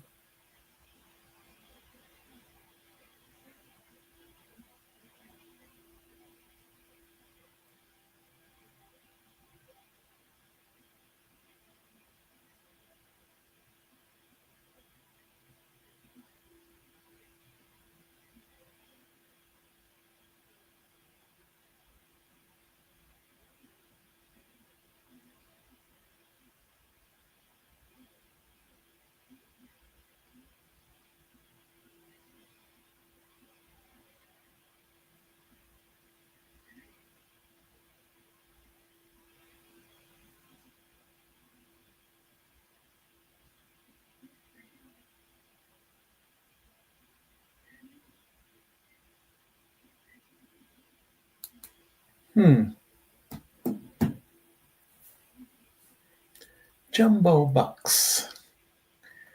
Oh, to scratch a jumbo buck and win.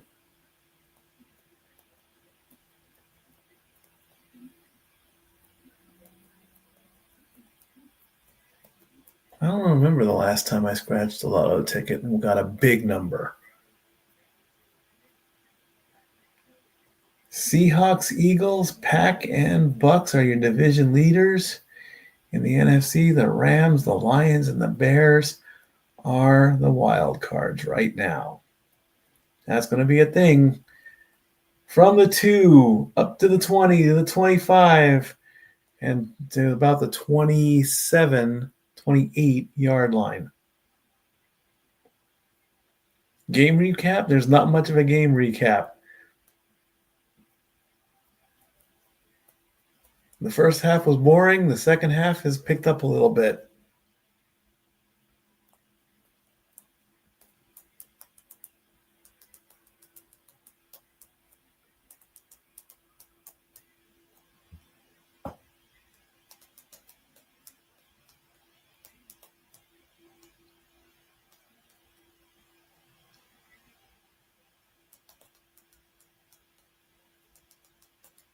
First and 10 for the Eagles.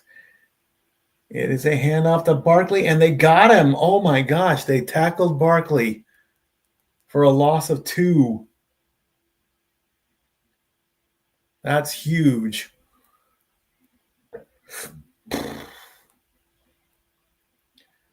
Oh, wow, that just opened right up for Williams on defense.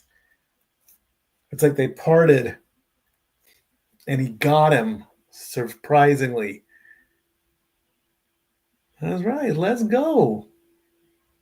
2nd and 12, 26-yard line.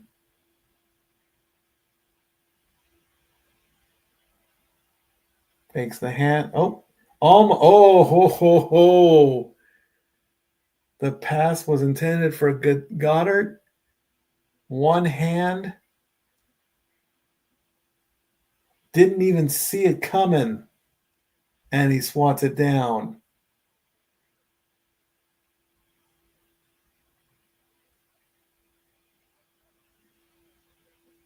Less than 5 minutes to go. It's 3rd and 12.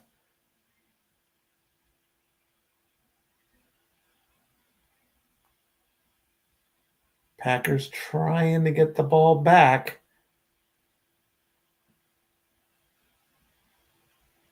Hurts. Throws. Completion. 16 yards to Smith as he gets pushed out of bounds, which will stop the clock at 4:52.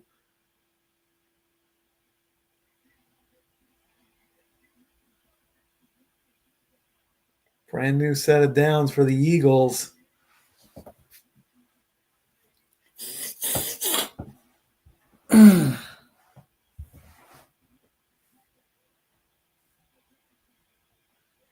Four receptions, 69 yards for Devonta Smith. 1st and 10. Handoff. Barkley gets 3. Clock will run down to about 4:20 or so. Who's buzzing me now? Yes, we know it's cold. Bundle up tonight. That's why I'm in my sweats. Packers season 2 losses when allowing 16 points or fewer. 2nd and 7 coming up from just before the 45-yard line. Hurts hands it off to Barkley. Barkley is short of the first down. He gets 5 with 4 minutes to go. That's going to make it 3rd and 2. Ouch. Ran into his foot. Looked like a trip almost. Leg to leg.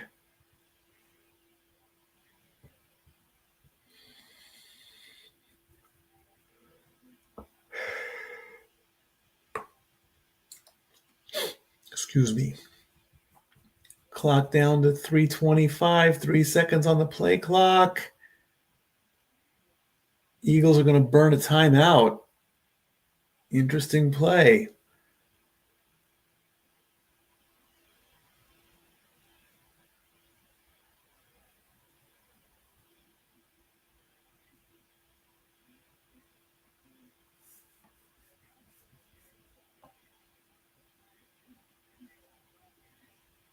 He didn't want him to talk. He wanted him to stay on the field there. 3rd and 2 coming up. Now they can put 2 seconds back on the clock. 3:23.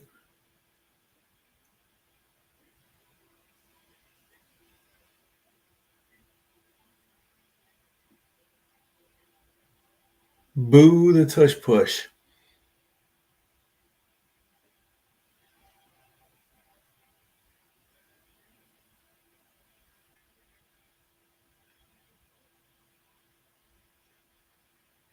Third and 2. Well, it wasn't a tush push. Barkley did it himself. He got the handoff and he just barreled his way through. That was not a tush push.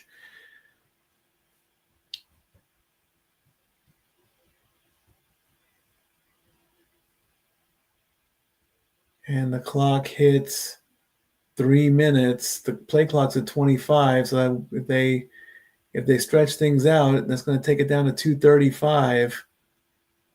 Green Bay is not calling timeout yet. It's a brand new set of downs, too. From the 45 to Barkley again. Barkley's going to get at least 2 more yards. And now a timeout is going to be called. And Green Bay is going to use it? Yes, Green Bay uses their first timeout at 2:33. It is 2nd and 8.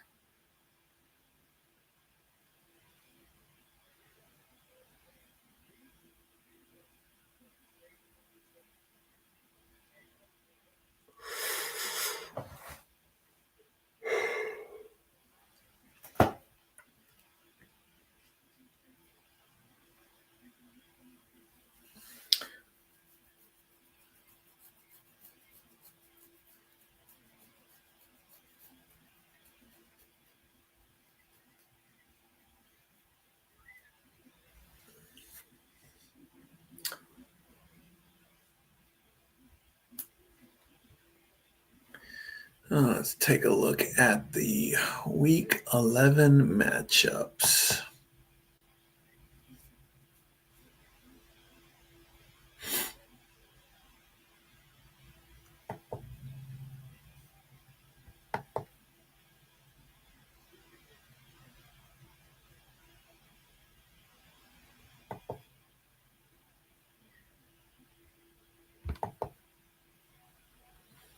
Everything starts with the Jets playing the Patriots. Commanders play the Dolphins. Panthers play the Falcons. Bucks play the Bills. Texans play the Titans. That could be the make or break moment for the Titans if they lose. Another big rivalry matchup for the Vikings is the Bears take on the Vikings. Packers and Giants, Bengals and Steelers, Chargers and Jaguars, Seahawks and Rams, 49ers and Cardinals, Ravens versus Browns, Chiefs and Broncos, Lions take on the Eagles on the Sunday night game. And then next Monday night, the Cowboys take on the Raiders. What kind of shenanigans will Jerry Jones get into in Las Vegas? Who knows? He's probably going to put $1 million on his own team and get the biggest scandal in the world. Why not?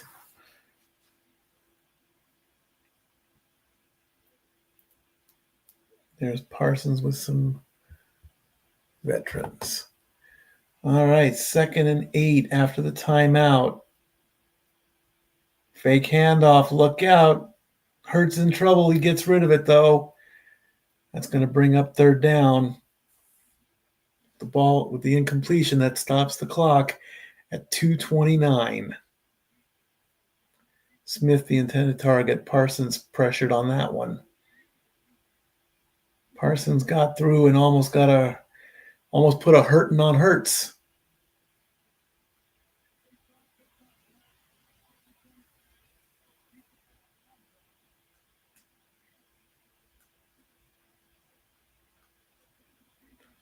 Third and 8. A conversion can maybe seal it for the Eagles. Hurts will throw and incomplete. No flag. Smith, the intended target again. That ball was so high, nobody could touch it. 2:25 to go, and it looks like the Eagles are going to punt away. The ball is just too high.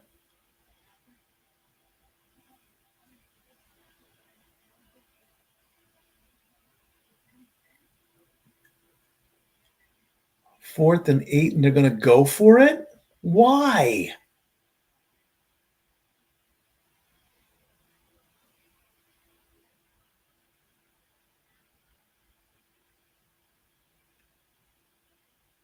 Delay of game. Obviously, what was the point? Why? They weren't going to jump.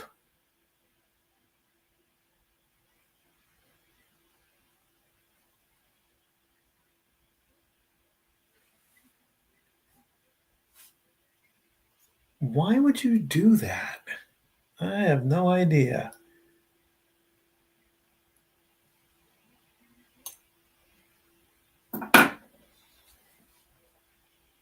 That made no sense whatsoever. I don't get it. All right, Eagles are going to punt away.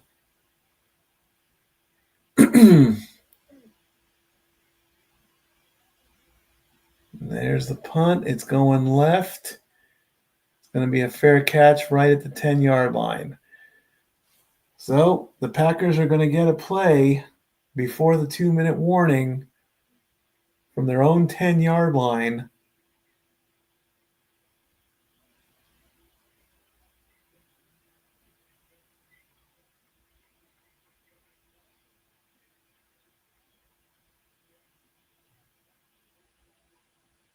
I say they should go for the win. I don't think they should go for the tie and go into overtime.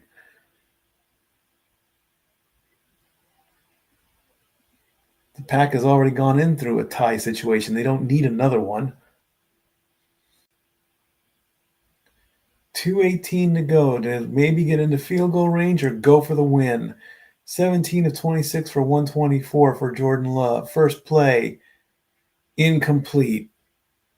Wick's not even close to the ball. It's going to make the clock go down to 2:15.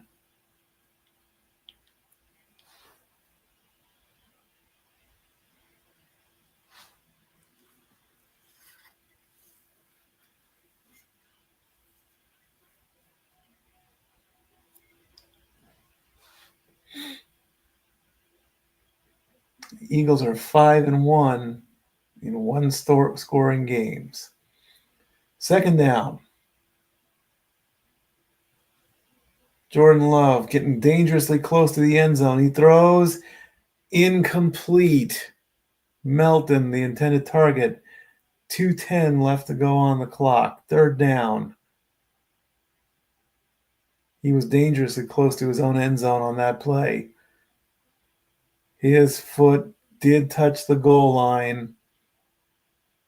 That defender got there 1 second sooner. That would have been a game-ending safety.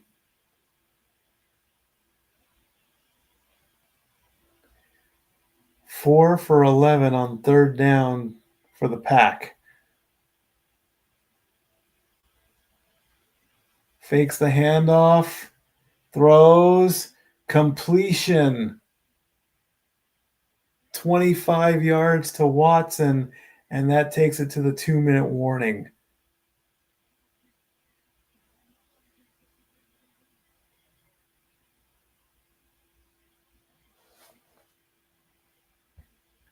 We're going to get a quick final commercial break in here.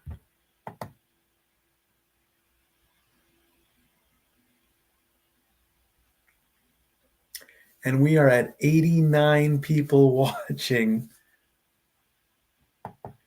And Mary Williams, thank you for reposting the stream. That's very kind of you to do that. Thank you very much. Final commercial break for the night as we go to the 2-minute warning. And now for a taste of things to come.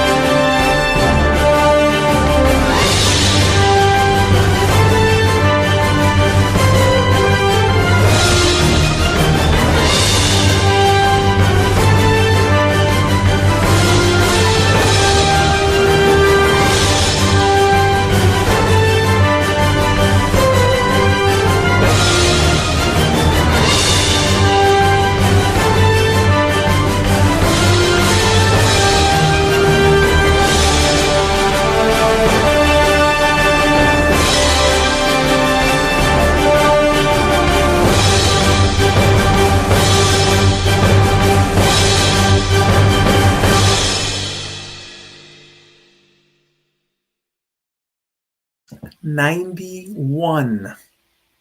I did see it go up to 91 before during the commercials, so I do appreciate all of my viewers. Thank you so much for watching. That means a lot to me. It really, really does. I'm very, very impressed and very, very happy.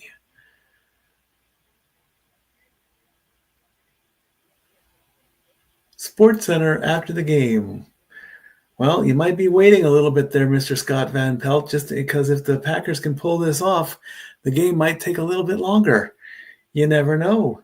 With 2 minutes to go, Jordan Love throws short pass, but unfortunately Jacobs did not turn around in time to see that the ball was coming. Incomplete pass, second down. He didn't turn. He spun the wrong way. He went right in front of Jordan Love. His back is to him. He looked, and he should have looked left, and he was looking right.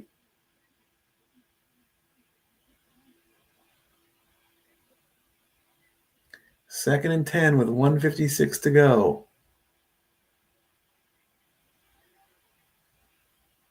Love again, going back. He's going to throw and air it out. Incomplete, right through the hands of Wicks. 1:51 to go.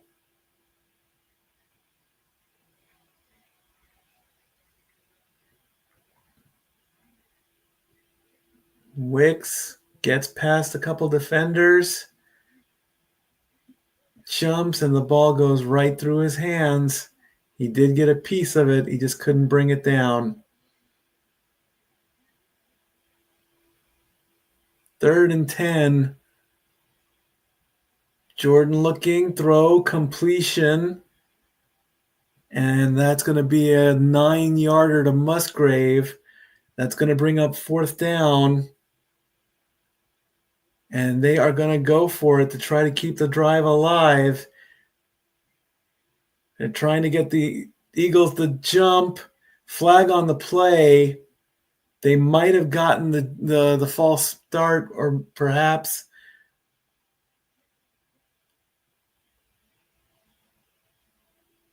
What is the call? Did they get him to jump?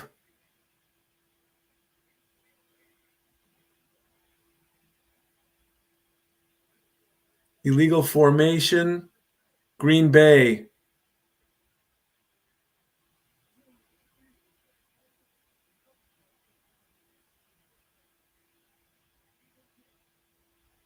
Really?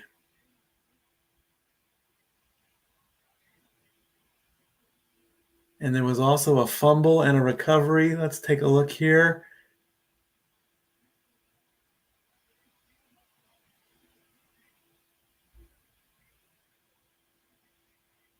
I needed a replay here.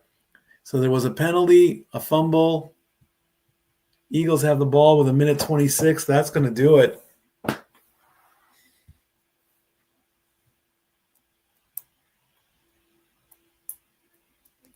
That's going to pretty much do it. I don't even see why ESPN's going to commercial.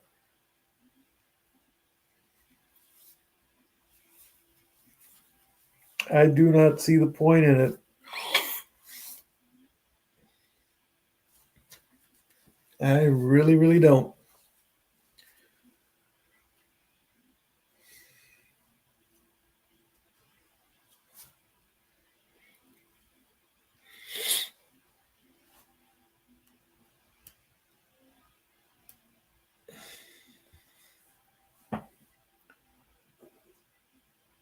I need to see that replay.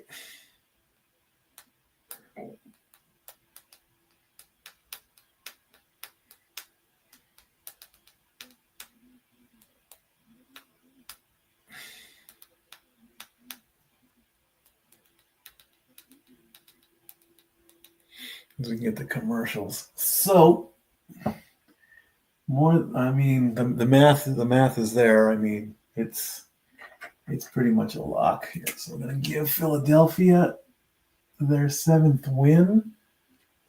And depending on, I think they're going to put the Lions and the Bears above. We can confirm that. That's going to put the Lions ahead of the division, I think.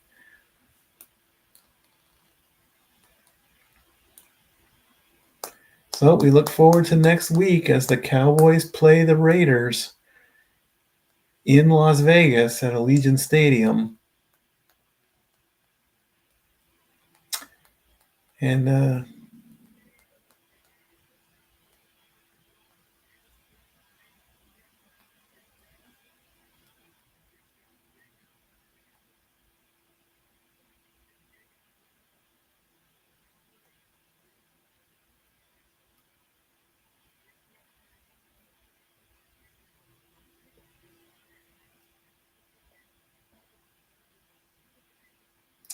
Monday, December 8th, Eagles at Chargers on ESPN. On ESPN2, everyone is going to be monsterized. They have 2 timeouts. Hurts is going to hand off to Barkley. There's the tackle. So the Eagles are probably going to use a timeout here. Nope, the Packers are going to do that one. So that's a timeout there. I'm going to put another second back on the clock.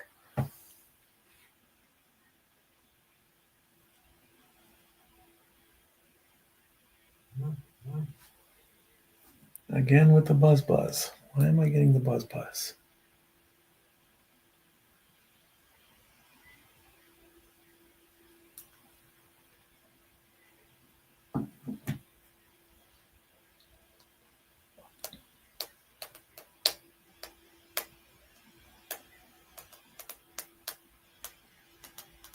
We're going to take a look at some replays. 2nd and 8 with 1:22.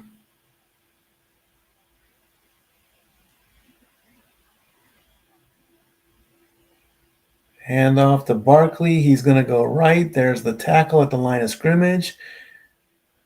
Green Bay is going to call timeout again with 1:17.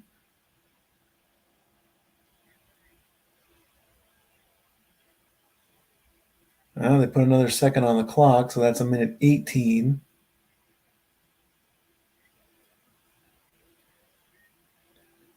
Third and 7, so they convert. It's over. They get a quick tackle.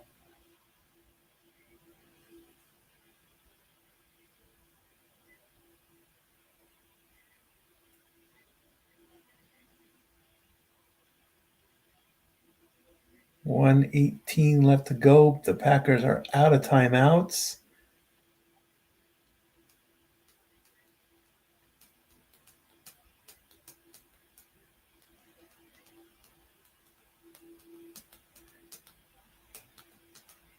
All they got to do is get to the 29-yard line, and that's the game. Handoff. Barkley goes right. That's a tackle. That is 4th down. They are going to run down the clock. There'll be 32 seconds left after the play clock runs down.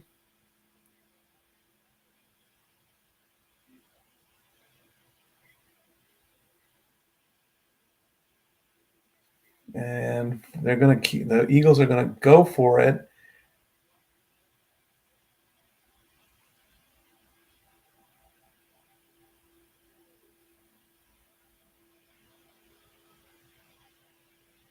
And finally, the Eagles will use a timeout with 33 seconds left. The Eagles will play the Lions, the Cowboys, the Bears, the Chargers, and the Raiders in the next 5 weeks.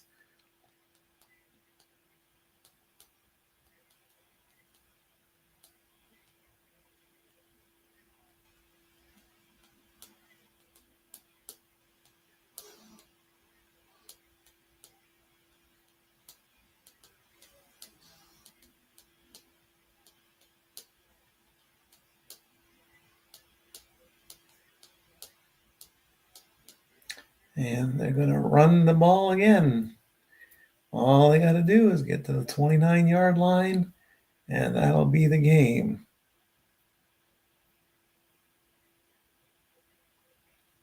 Neither can I, Joe Buck. He's going to throw to the end zone, and that is incomplete, as Brown was the intended target. There is 27 seconds left on the clock. So Jordan Love is going to have to do a miracle here.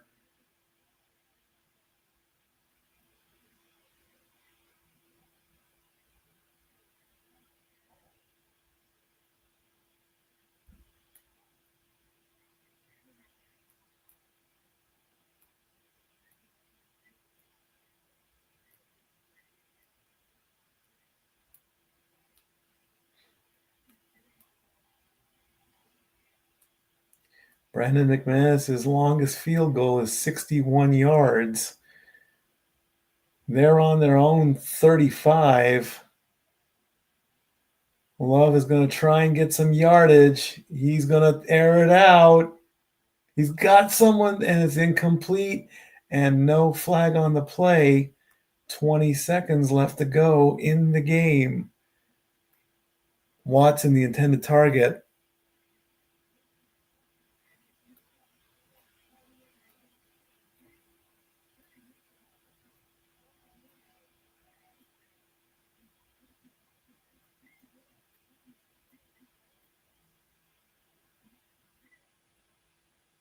Kuba makes the play on that one.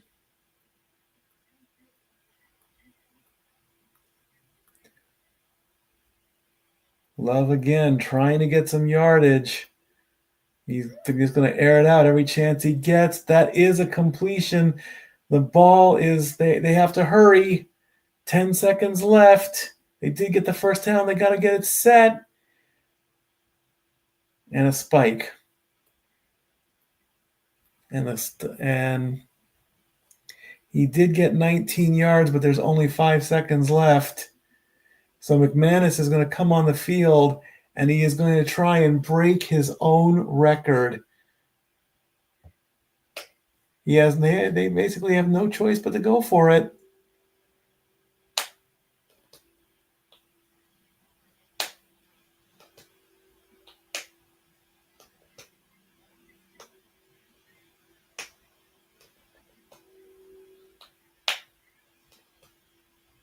He wanted to give him more yardage, but this will tie the game. If he makes it, it's a 64-yard attempt with 5 seconds left to go in the game. There's no time for another play, so they have to do it here.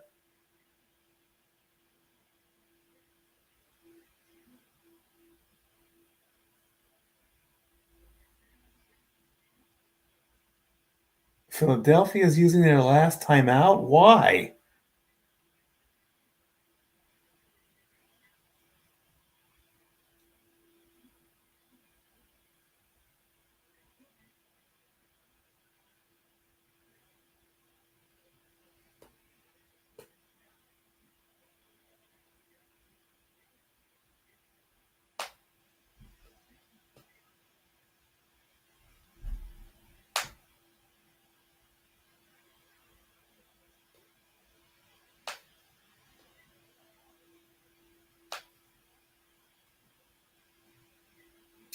I guess it was a timeout called. And they're not going for the field goal. They're going to go for the win with a touchdown. Incomplete. I don't know what are they doing? I guess he wanted to give him a few extra yards. It just didn't work.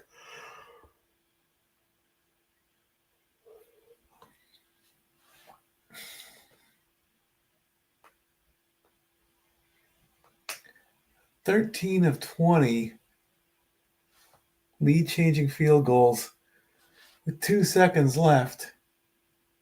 64-yarder. Kick is up, and it got blocked. And that's it. It's over. It's done. He booted that. He either booted it wide left, or it got blocked. But it was no good. So I don't know what happened on that last play, but wow. Eagles have now beaten the Packers 4 times in a row, including the playoffs. So your final score, Eagles 10, Packers 7. What happened on the last kick? Oh, extreme wide left. I mean, he had no height. So Saquon's not happy about that. Well, and that's going to do it, folks.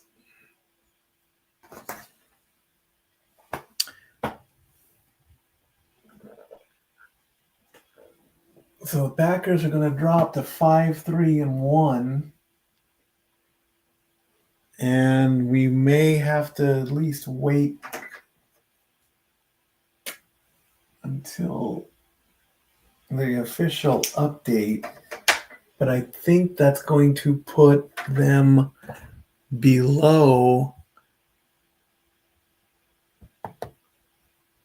If not, I'll do it real quick.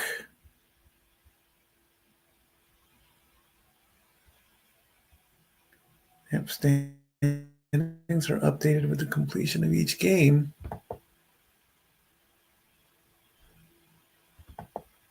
So I'm just waiting for the update.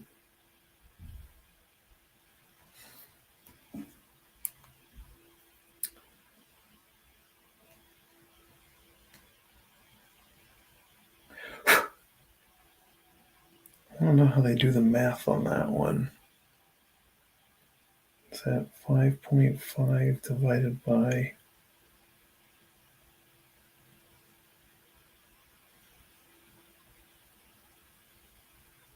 5.5 divided by 9? No. 6 divided by 9 is that. 5.5 divided by 8? Yep.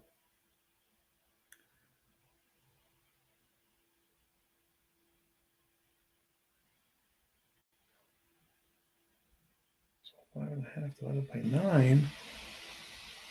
Yep, that's going to move them down. Officially, that's going to move them down.